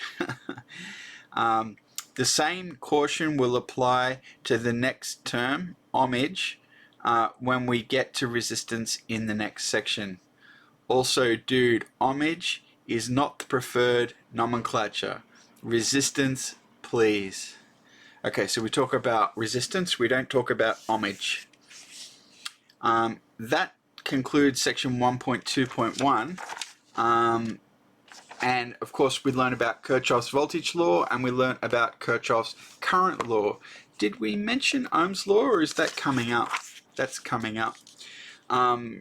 Okay, anyway, let's jump back to our, did I, should have left a thing in there. Where were we? This is Foundations, Chapter 1. Okay, that's where we are. So that could be helpful when we're coming back later. So that was just AOE 1.2.1, which is here. Okay, it's going to tell us about Ohm's law in here. We just read about Kirchhoff's current law. Okay, at a glance, a glance at three laws: Ohm's laws, Kirchhoff's laws, voltage, KVL, and current, KCL. Okay, we rely on these rules continually in electronics. Nevertheless, we rarely will mention Kirchhoff again. We use his observations implicitly. By contrast, we will see and use Ohm's law a lot. No one has gotten around to doing what's demanded by the bumper sticker one sees around MIT: repeal Ohm's law. Okay. Ohm's law, V equals IR. V is the analog of water pressure, or the head of water. R describes the restriction of flow, and I is the rate of flow, volume per unit time. The homely hydraulic analogy works pretty well if you don't push it too far, and if you're not too proud to use such an aid to intuition. There's a note here, note 3, but I don't recall seeing that. Where was note 3? There it is. And we must have already read it. This is about processing information. Yes, this was the joke about the electrically powered car. Yeah. Cool. Okay, this is figure 1 and 2. This is the hydraulic analogy. Voltage as head of water, etc. Use it if it helps your intuition. So you might have seen this before. The metaphor is that voltage is pressure, restriction is a small pipe, and the rate of flow is the current, and the ground is sea level. So the water flows from the pressure from the height, flows through a restriction, and you get as much pressure, as much current flow as will be allowed by the pressure and the resistance, which is the current. What is voltage, and other deeper questions? For the most part, we will evade such deep questions in this course. We're inclined to say, oh, a volt, a volt is what pushes an amp through an ohm. But you don't have to be quite so glib. You don't have to sound so much like a Harvard student. A less circular definition of voltage is the potential energy per unit charge, or equivalently, it can be defined as the work done to move a unit charge against an electric field, a word that we hope doesn't worry you. We suggest you try to get accustomed to use of the word, even if you have reservations about its usefulness. There's a note here, note 4. You may be inclined to wonder, as Purcell suggests in his excellent book, what is a field? Is it something real, or is it merely a name for a factor in an equation which has to be multiplied by something else to give the numerical value of the force we measure in an experiment? That's E.M. Purcell and D.J. Morin in Electricity and Magnetism, 3rd edition, 2013, section 1.7.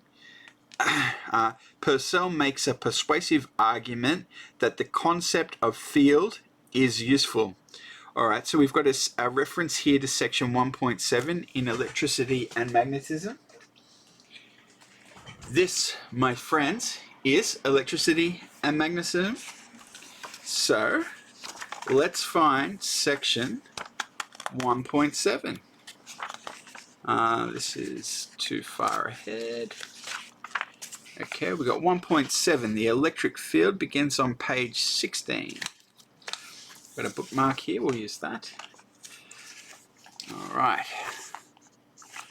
6, 7, 9, 15. What are we looking for? Oh, this is 14, 15. Okay, this is section 1.7, the electric field. This is Purcell and Morin, Electricity and Magnetism. Section 1.7, the electric field. How big is this section? 1, 2, 3, 4 4 pages. We can read that. The electric field. Suppose we have some arrangement of charges Q1, Q2, Qn fixed in space, and we are interested not in the forces they exert on one another, but only in their effect on some other charge Q0 that might be brought into their vicinity. We know how to calculate the resultant force on this charge, given its position, which we may specify by the coordinates x, y, and z. The force on the charge Q0 is force equals 1 over 4 pi epsilon 0. The sum of j equals 1 to n of Q0 times Qj times ROJ. I'm not sure what that is. RO squared J. G. Where ROJ is the vector from the jth charge in the system to the point x, y, z. The force is proportional to Q0, so if we divide out Q0, we obtain a vector quantity that depends only on the structure of our original system of charges Q1 to Qn and on the position of the point x, y, z. We call this vector function of x, y, z the electric field arising from the Q1 to Qn, and use the symbol E for it. The charges Q1 to Qn we call sources of the field. We may take as the definition of the electric field E of a charge distribution at the point xyz as Exyz equals this expression here. The force on some other charge Q at xyz is then F equals QE. Figure 1.8. The field at a point is the vector sum of the fields of each of the charges in the system.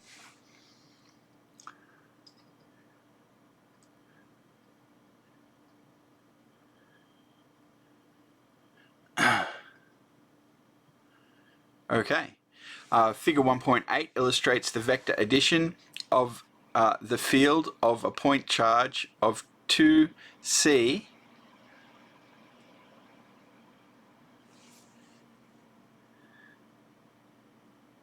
I think C is coulombs, to the field of a point charge of minus 1c.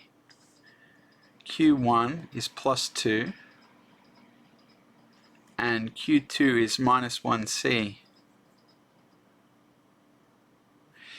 But if that's 2 and that's 1, they're the same size. I don't get it.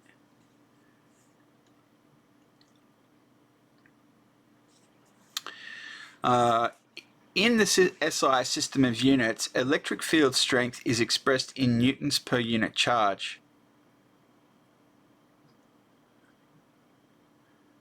That is, newtons per coulomb. In Gaussian units, with the ESU as the unit of charge and the dyne as the unit of force, the electric field strength is expressed in dynes per ESU. I don't know ESU. Is it SU or ESU? I don't know. If you know, please let me know. After the introduction of the electric potential in Chapter 2, we shall have another and completely equivalent way of expressing the unit of electric field strength, namely volts per meter in SI units and stat volts per centimeter in Gaussian units. So far we have nothing really new. The electric field is merely another way of describing the system of charges. It does so by giving the force per unit charge in magnitude and direction at an exploring charge that an exploring charge Q0 would experience at any point. We have to be a little careful with that interpretation. Unless the source charges are really immovable, the introduction of some finite charge Q may cause the source charges to shift their positions so that the field itself, as defined by equation 1.20, is different. That is why we assumed fixed charges to begin our discussion. Sometimes people define the field by requiring Q0 to be an infinitesimal test charge, letting E be the limit of F on Q0 as Q0 approaches 0. Any flavor of rigor this may impart is illusory. Remember that in the real world, we have never observed a charge smaller than E. Actually, if we take equation 120 as our definition of E, without reference to a test charge, no problem arises and the sources need not be fixed. If the introduction of a new charge causes a shift in the source charges, then it has indeed brought about a change in the electric field, and if we want to predict the force on the new charge, we must use the new electric field in computing it. Perhaps you still want to ask, what is an electric field? Is it something real? Or is it merely a name for a factor in an equation that has to be multiplied by something else to give the numerical value of the force we measure in an experiment? Two observations may be useful here. First, since it works, it doesn't make any difference. That is not a frivolous answer, but a serious one. Second, the fact that the electric field vector at a point in space is all we need to know to predict the force that will act on any charge at that point is by no means trivial. It might have been otherwise. Mightn't it? I don't know. Are there realities that don't exist that potentially did exist? And if they didn't potentially exist, how could they exist? It might have been otherwise. If no experiments had ever been done, we could imagine that in two different situations in which unit charges experience equal force, test charges of strength 2 units might experience unequal forces depending on the nature of the other charges in the system. If that were true, the field description wouldn't work. The electric field attaches to every point in a system a local property in this sense. If we know E in some small neighborhood, we know without further inquiry what will happen to any charge in that neighborhood. We do not need to ask what produced the field. To visualize an electric field, you need to associate a vector, that is, a magnitude and direction, with every point in space. We shall use various schemes in this book, none of them wholly satisfactory, to depict vector fields. It is hard to draw in 2 dimensions a picture of vector function in 3-dimensional space. We can indicate the magnitude and direction of E at various points by drawing little arrows near those points, marking the arrows longer where E is larger, as in note 7. Such a representation is rather clumsy at best. It is hard to indicate the point in space to which a particular vector applies, and the range of magnitudes of E is usually so large that it is impractical to make the lengths of the arrows proportional to E. Using this scheme, we show in figure 1.9a the field of an isolated point charge of 3 units, in figure 1.9b the field of a point charge of 1 unit. These pictures admittedly add nothing whatsoever to our understanding of the field of an isolated charge. Anyone can imagine a simple radical inverse square field without the help of a picture. We show them in order to combine side by side the two fields in figure 110, which indicates in the same manner the field of 2 such charges separated by a distance a. Okay. All that figure 110 can show is the field in a plane containing the charges. To get a full 3-dimensional representation, one must imagine the figure rotated around the symmetry axis. In figure 110, there is 1 point in space where E is 0. As an exercise, you can quickly figure out where the point lies. Notice also that towards the edge of the picture, the field points more or less radially outward all around. One can see that a very large distance from the charges, the field will look very much like the field from a positive point charge. This is to be expected because the separation of the charges cannot make very much difference for points far away, and a point charge of 2 units is just what we would have left if we superimposed our two sources at one spot. Another way to depict a vector field is to draw field lines. These are simply curves whose tangent at any point lies in the direction of the field at that point. Such curves will be smooth and continuous, except at singularities, such as point charges, or points like the one in the example of figure F110, where the field is 0. A field line plot does not directly give the magnitude of the field, although we shall see that in a general way the field lines converge as we approach a region of strong field and spread apart as we approach a region of weak field. In figure 111 are drawn some field lines for the same arrangement of charges as in figure 110, a positive charge of 3 units and a negative charge of 1 unit. There you go. So these two diagrams are depicting the same system using different pictorial approaches. And we're supposed to know where 0 is. I'm not that smart. Where is 0?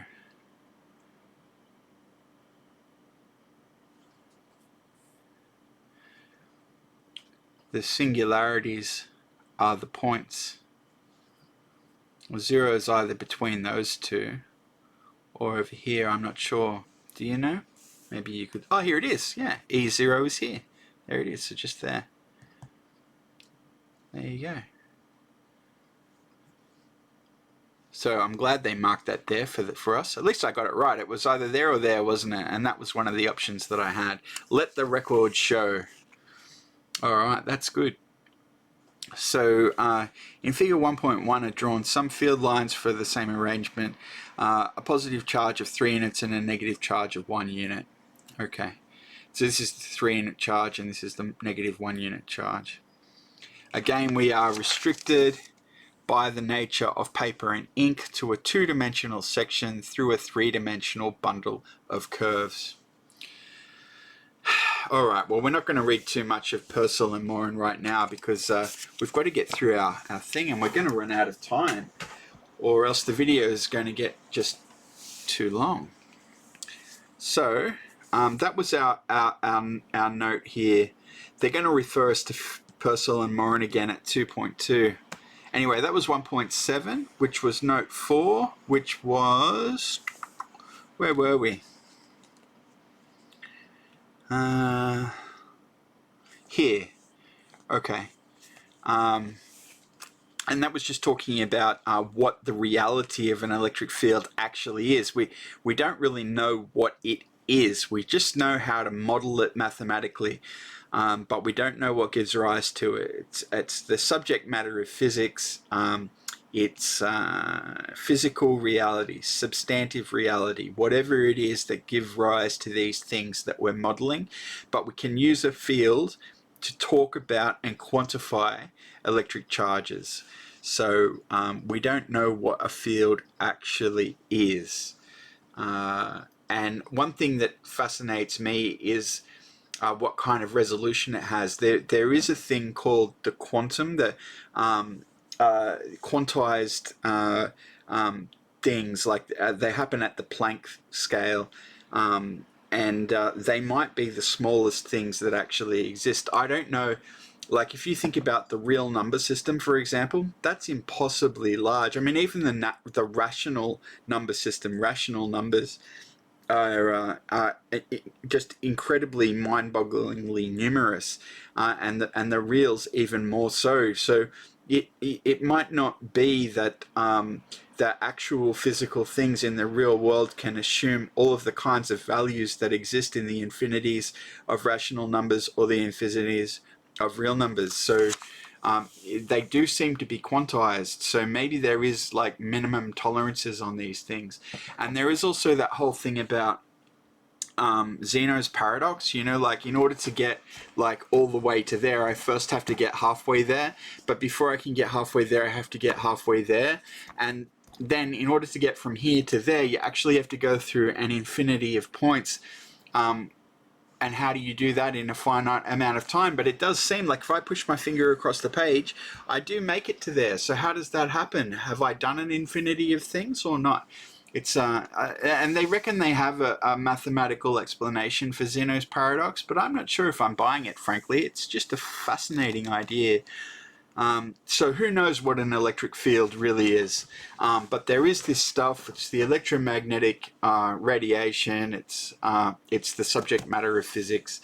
Actually, it's not the subject matter of physics. It is physics. The subject matter is actually the substance itself, which we can only model. So we don't really know what it is or how it came to be. All right. Anyway, this was, or equivalently, it can be defined as the work done to move a unit charge against an electric field, a word we hope doesn't worry you. We suggest you try to get accustomed to use of the word, even if you have reservations about its usefulness, from one electrical potential, analogous to a position on a hillside, to a higher potential, which is higher on the hillside. This is a unit charge walking up some stairs. This is figure 1N3. Voltage is work to raise a unit charge from one level to a higher level or potential. You know, I saw something really great the other day. I was just flipping through this old chestnut, which is Getting Started in Electronics by Forrest M. Mims. And he had this great thing about photons. Let me see if I can find it.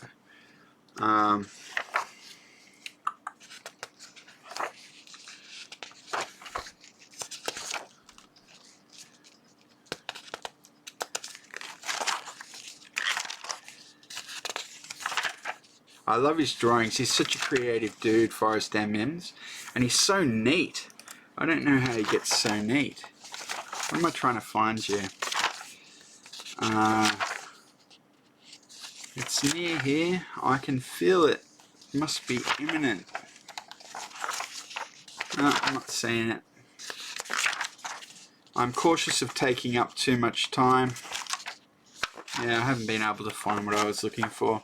He had this great diagram of how photons are emitted when electrons return. Oh, here it is. Here it is. So look at this. So you've got the normal energy level of an electron, and you've got excited electrons who have pushed out of the normal energy level, and when they fall back in, when they fall from their high state to their normal state, that's when a photon is released. And I think that's just fascinating. So it's like a thunk. It's like a thunk when it pops back in. When it pops back in, there's like a little wave that goes out, a little vibration that happens, and we call that a photon. So I just thought this was a really great idea. That idea of the little thunk and the perturbation, the three-dimensional like wave that comes out. It's actually the electron slotting back into its energy level. So I thought that was just really interesting. I hadn't appreciated that, so this helped my conception. Anyway, we'd best get on with things or we'll run out of time. So the voltage difference between 2 points on the hillside, or the staircase, as in figure 1N3, can be described as a difference in electrical potential or voltage. The so-called electric field will tend to push the charge back down, just as gravity will tend to push the water down from a tank.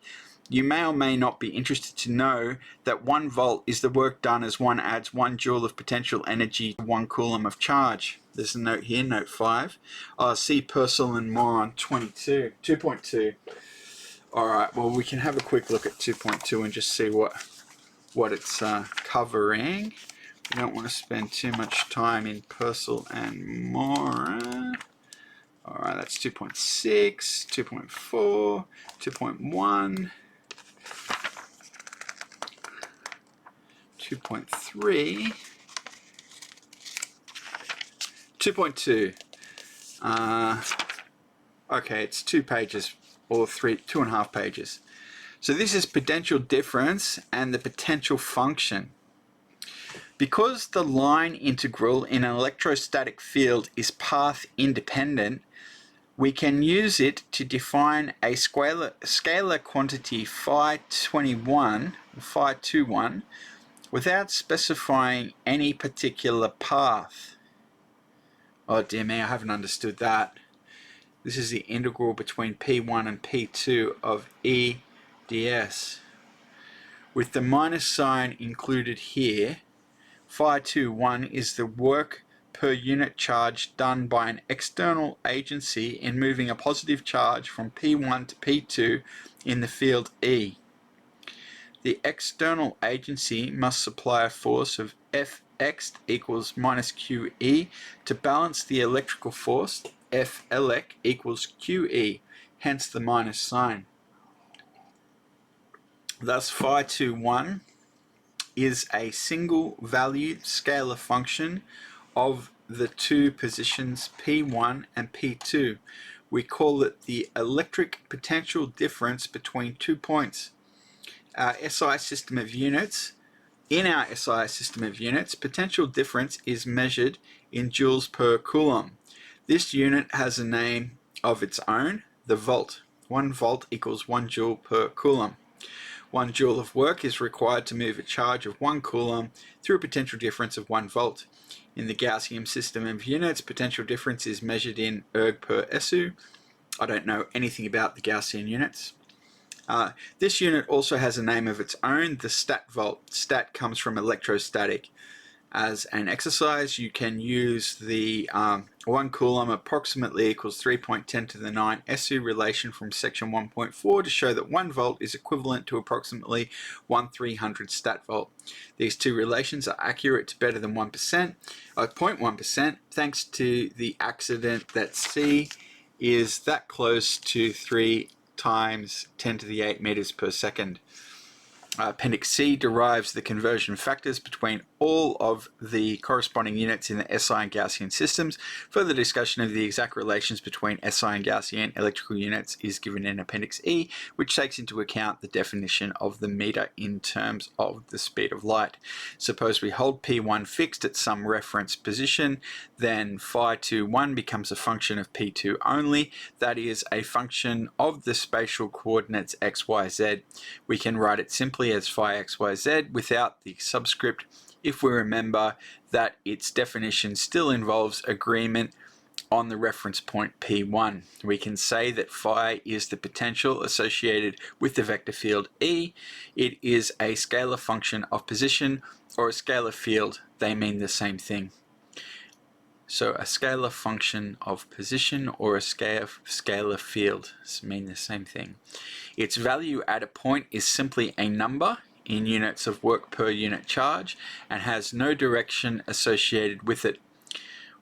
Once the vector field E is given, the potential function phi is determined, except for an arbitrary additive constant allowed by the arbitrariness in our choice of P1. Wow. Then we've got an example here and another example here.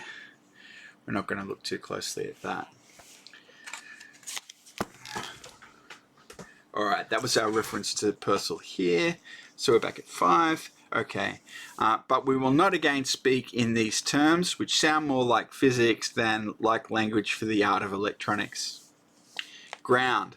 Sometimes we speak of a voltage relative to some absolute reference, perhaps the planet Earth, or a bit more practically, the potential at the place where a copper spike has been driven into the ground in the basement of the building where you are doing your electronics. In the hydraulic analogy, the absolute zero reference might be sea level. More often, as we will reiterate below, we are interested only in relative voltages, differences in potential, measured relative to an arbitrary reference point, not relative to planet Earth. Ohms is a very useful rule, but it applies only to things that behave like resistors. What are these? They are things that obey Ohm's law. Sorry, folks. That's as deeply as we'll look at this question in this course. And there's a note here, number 6. If this remark frustrates you, see an ordinary E&M book. For example, see the good discussion of the topic in E.M. Purcell and D.J. Morin, Electricity and Magnetism, 3rd edition, or in S. Burns and P. Bond, Principles of Electronics Circuits. 1987. So,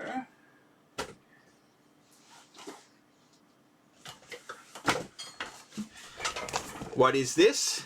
This, my friends, is Principles of Electronic Circuits, 2nd edition. Stanley G. Burns, Paul R. Bond. So I got this book as well. I haven't had a close look at this one. The E&M book here, I did actually read the whole thing, cover to cover. I hammered through it. But this one, I haven't had a close look at yet. And it boasts here, I include CD-ROM with evaluation version of P-Spice, plus Spice netlist, electronic workbench circuit models, and an Acrobat transparencies. So that's obviously a PDF document that came with it.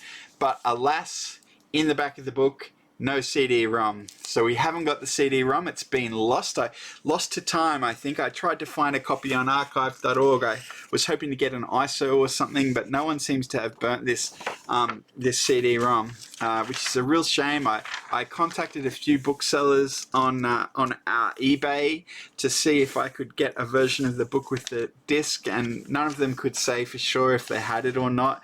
They probably didn't. It's all secondhand stuff, and it's just really hard to find. But look at this. This is a monster of a book, and this is referred to here as one of the E&M books. So this is Electricity and Magnetism. I suppose we can have a quick flip through the. Let's just have a high level look at the table of contents. We'll just look at the chapter headings. So we've got electronic circle fundamentals. Introduction to semiconductors. We've got semiconductor diodes and diode circuits. We've got the bipolar junction transistor. We've got the field effect transistor. We've got basic analysis techniques, biasing and stability, small signal mid-frequency amplifier analysis, frequency effects in small signal amplifiers, operational amplifier circuitry, feedback, operational amplifier examples, integrated circuit logic gates, small digital subsystems, semiconductor memories, analog to digital and digital to analog conversion. I wonder if they had DRAM. Yeah, they did. Dynamic RAM. That's here. That's good. I'm not sure when they published this book. When does it say? 1997. Yeah, that looks like 1997. Cool. So yeah, semiconductor memories, analog to digital and digital to analog. Additional examples of analog integrated circuits.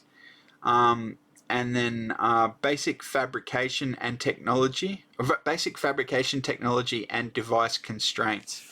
Appendix A is list of symbols. Appendix B, physical constant and conversion factors. Appendix C, number system and Boolean algebra. Appendix D, introduction to SPICE.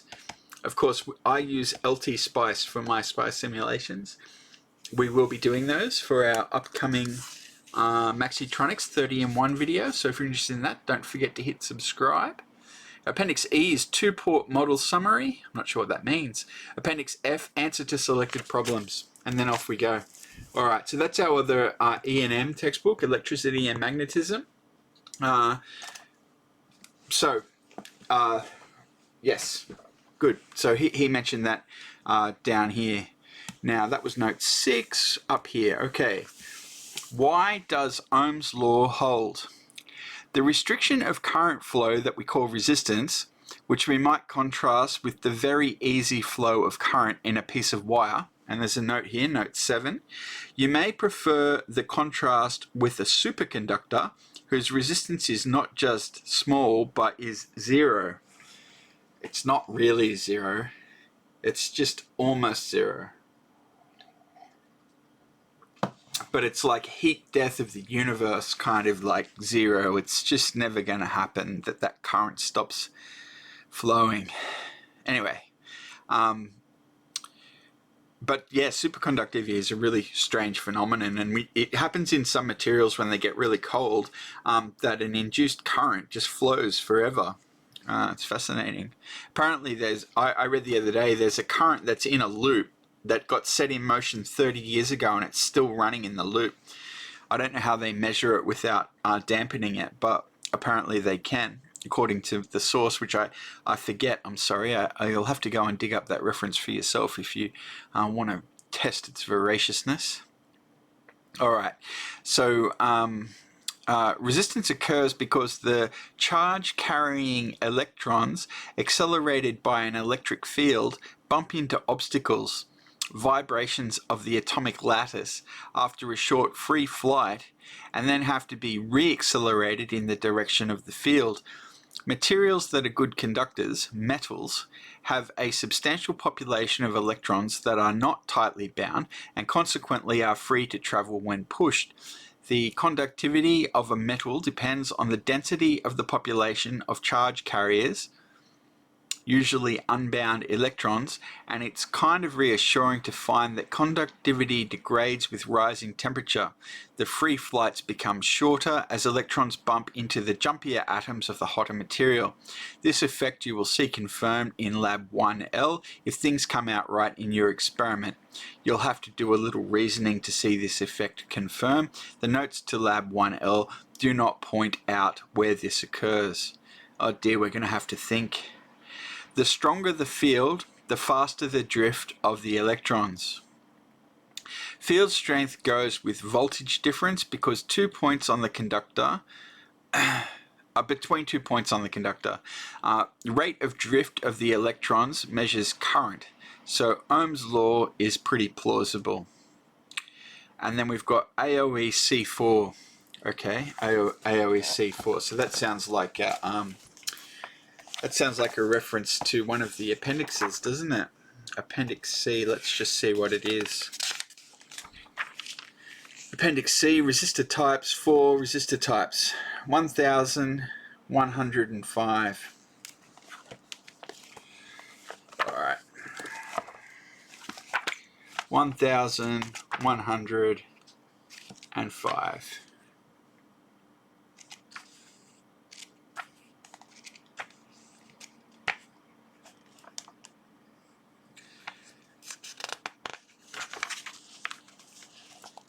Alright, resistor types. The usual choices for general purpose use are metal film, axial lead, or thick film surface mount parts. Thin film surface mount resistors offer improved characteristics, accuracy, stability, and ability to operate in cryogenic environments. For power application, you usually use wire wound resistors, either in an air-cooled ceramic package or a conduction-cooled Dale-type metal package. High-value resistors greater than 10 megaohms, say, are usually of metal oxide construction, e.g. Ohmite, Minimox, or Supermox, or Vishay RNX series. Film resistors are not tolerant of high peak power. For such applications, use something like ceramic or carbon composition or other styles specified for peak power use. For the utmost instability and low temperature coefficient, TempCo, you can't beat the excellent metal foil types from Vishay. They exploit a clever design in which the positive TempCo of the resistive metal element firmly attached to an insulating substrate is cancelled by the negative strain-induced TempCo caused by differential expansion of the substrate. Got a note here, note 3. Check it out. Phil examines 1982 US patent 4,318,072. Precision resistor with improved temperature characteristics. I'll see if I can dig up that patent in the show notes for you. Alright. Where was that note? We've listed some comparative resistor properties in table C1. For much more detail, see section 1x.2. That's a reference to the X chapters. We won't go chasing that down now. General purpose resistors are ridiculously inexpensive. Thick film surface mount resistors cost a few cents a piece in small quantities and just fractions of a cent a piece in full real quantities. 5,000 pieces for 0603 size. Distributors may be unwilling to sell fewer than 25 to 50 pieces of one value. Thus, an assortment box, e.g. from Regia or Vichy BC, may be a wise purchase. We particularly like the nice packaging and good pricing of the kits from SMT Zone, smtzone.com. Very good. Alright, so that was a little bit of information about resistor types from the Art of Electronics, Appendix C, Section 4. What determines the value of a resistor? A resistor is also, of course, a conductor. It may seem a bit perverse to call this thing that is inserted in a circuit to permit current flow a resistor, but the name comes from the assumption that the resistor is inserted where an excellent conductor, a piece of wire, might have stood instead. To make a resistor, one can use either of two strategies. To make a carbon composition resistor, the sort that we'll use in lab because their values are relatively easy to read, one mixes up a batch of powdered insulator and powdered conductor, carbon, adjusting the proportions to give the material a particular resistivity. To make a metal film resistor, much the more common type these days, one deposits a thin film of metal on a ceramic substrate and then partially cuts away the thin conducting film. How generally does Ohm's law apply? We begin almost at once to meet devices that do not obey Ohm's law. See Lab 1L, a lamp, a diode. Ohm's law describes one possible relation between V and I in a component, but there are others. As the Art of Electronics says, crudely speaking, the name of the game is to make and use gadgets that have interesting and useful I versus V characteristics. In a resistor, current and voltage are proportional in a nice linear way. Double the voltage and you get double the current. Ohm's law holds. Don't expect to use it where it doesn't fit. Even the lamp, whose filament is just a piece of metal that one might expect would behave like a resistor, doesn't follow Ohm's law, as you'll see in Lab 1L. Why not? Well, the answer is when the filament gets hot, the resistance changes. Here's the note A. Here's a powerful clue. It would follow Ohm's law if you could hold the filament's temperature constant. Yeah, well, that gives it away. That's cheating. All right. So there's another reference to AOE here. But we can extend the reach of Ohm's law. Question mark. Dynamic resistance. After today, we rarely will limit ourselves to devices that show simply resistance. And as we have said, even the resistor-like lamp that you meet in Lab 1L, along with the diode, defy Ohm's law treatment. But an extended version of Ohm's law that we'll call dynamic resistance will allow us to apply the familiar rule in settings where otherwise it would not work. The idea is just to define a local resistance, the tangent to the slope of the device's VI curve, where the dynamic resistance is, what does that mean? Proportional to, equivalent to, the change in voltage over the change in current. And now there was a note back here. This was section 126. So in keeping with the tradition, we'll go and look up 126, see what it had to say. Where is 126? Not here. Here it is. Okay, this is small signal resistance. We often deal with electronic devices for which I is not proportional to V. In such cases, there's not much point in talking about resistance, since the ratio VI will depend on V rather than being a nice constant independent of V. For these devices, it is sometimes useful to know instead the slope of the VI curve. In other words, the ratio of small change in applied voltage to the resulting change in current through the device. Delta V, delta I, or the VDI. This quantity has the units of resistance, ohms, and substitutes for resistance in many calculations. It's called the small signal resistance, incremental resistance, or dynamic resistance. Alright, well that's good, that was a nice little easy read. And these are IV curves. So the IV curve of a resistor is linear, it's a straight line. And here's a Zener diode. This is the IV curve. This is the IV curve of a Zener diode. Fascinating. Okay, cool. Man, there's a lot of jumping about in these books. Alright. How are we doing, by the way?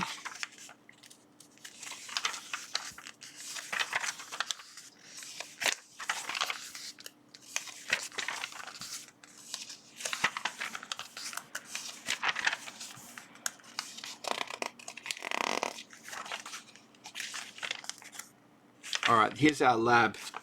It's 1, 2, 3, 4, 5, 6, 7, 8, 9, 10, 11, 12, 13. Man, it's infinity ahead. How are we going to get through all of this? I don't know how long we've been going for already, but it's been a while. We might have to speed up a little bit. So,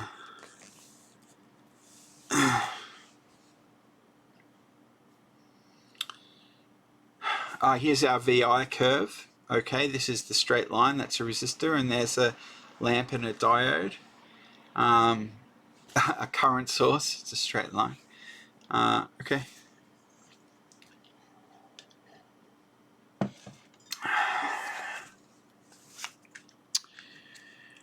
This redefinition allows us to talk about effective resistance of a diode, a transistor, or a current source, a circuit that holds current constant. Here is a sketch of diode's VI curve, oriented so that V is in the vertical axis. The orientation puts the curve's slopes into the familiar units, ohms, rather than 1 on ohms, or Siemens, the official name for inverse ohms, as a more standard IV plot. Alright. Okay.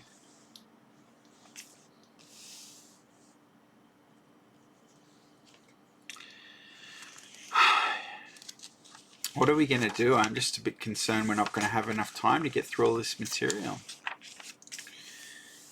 I'll have a break and think about it. Okay, I'm back, and I've just been taking stock and trying to figure out where we're at here. I've already recorded a bit more than 2 hours worth of video with you so far today. We've had a look at various bits and pieces. Actually, we spent 16 pages in the appendix about the oscilloscope in the Art of Electronics. We have read a couple of pages out of the Art of Electronics. We also, what was it? E and M, yeah. Not M and E. E and M. I don't know how many pages in there, maybe call it 5 pages or so. But we had about 5 pages out of the DC circuits chapter, a couple of pages out of the Art of Electronics introduction, a whopping 16 pages from the Appendix O in the Art of Electronics, and we did have a look at the table of contents in the other E&M book, which was what was that called? Principles of Electronic Circuits. So that was like 2 pages. So all up, something like 20, 26, 31, call it 37 pages in about 2 hours. So what are we going to do? I was hoping this video wouldn't be more than 4 hours, which I thought was the upper end of how much time we'd be spending. How much more is there to go here? We're up to the VI curves. 1, 2, 3, 4, 5, 6, 7, 8, 9, 10, 11, 12, 13, 14, 15.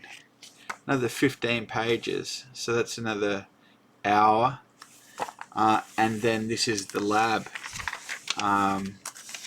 Okay.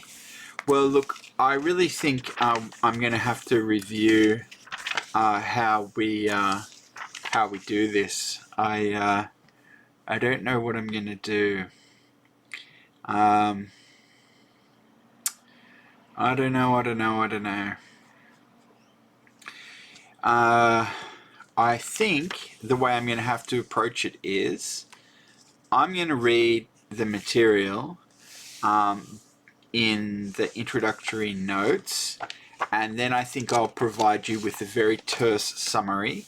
If you want the information, I encourage you to buy your own version of the book and do the reading on your own time. I don't think I'm going to be able to spoon feed it to you because there's just simply too much material involved, and the videos will be just far too long if I try to show it all to you. So what I'm going to do is summarize it for you, and then present and do the actual lab with you. So what am I going to do about this particular video? I might actually just tie this one off. I'll release it as just a standalone video, and I'll have another go at this. I'll approach it differently. I'm going to read through all of the chapters in advance. I'll make some notes about it, and I'll just briefly tell you what you can expect to find. I'll encourage you to get your own version of the book for the pre-reading, and then we can just literally do the labs together, which is really what I was hoping to do with you. I didn't appreciate how much time it was going to take to try and get through all of the additional reading, but I think that's basically just going to be impractical. And I will release this video separately. Today is Friday. I'll put this video out on Saturday night, just for fun. It's going to be 2.5 hours worth of video, and I'm going to have another go at this. So I won't record it today. I'll come back over the weekend, and I've got to get it out in time for Tuesday. So I'll give you this this video for what it's worth. You can watch everything that I just did now, and I'm going to have a different go at it for the lab. So, and that'll come out on Tuesday. So I've got this video on Saturday, and then I've got a couple of days up my sleeve to get the Tuesday video done, which is going to be the lab. And I'll have to just do all of that reading by myself in advance, which is no problem, and that I'll be happy about that anyway. So, all right. Well, what am I going to do? I'll throw you over to the farewell cam. We'll wrap up this particular video. That's a wrap. So a little bit of a false start there actually today, trying to get through the old Learning the Art of Electronics chapter 1. We just got bogged down in detail. It was going to take way too long to get it all done. I don't want to turn this into a 12-hour video, so I'm going to do the pre-reading myself. I'm going to read all of that stuff. It'll take me a day to read it all. I'll do all of the reading. I'll make some notes about what's in there. I'll tell you what's in there briefly. I'd encourage you, of course, to get your own copy of the book and do the reading yourself. And what I'll try to get through to is the actual laboratory exercise, which is the prac, doing the whatever it is. I haven't even read it yet. I don't know exactly what the prac's going to be. It'll be breadboarding something or other, probably a voltage divider, as near as I could tell. So that's going to be a pretty simple practical lab to get done. I'm not going to do the reading together with you. I'm going to do that separately by myself. I'm not going to do it today. I'm going to do it tomorrow. But I will release this video so you can watch the false start on the learning the art of electronics. It is interesting. I've covered off some basics about the multimeter. So if you didn't know about that, at least we got something done.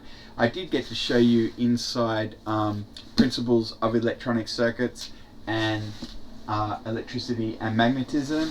I will include in the notes some references to this and just tell you what I found.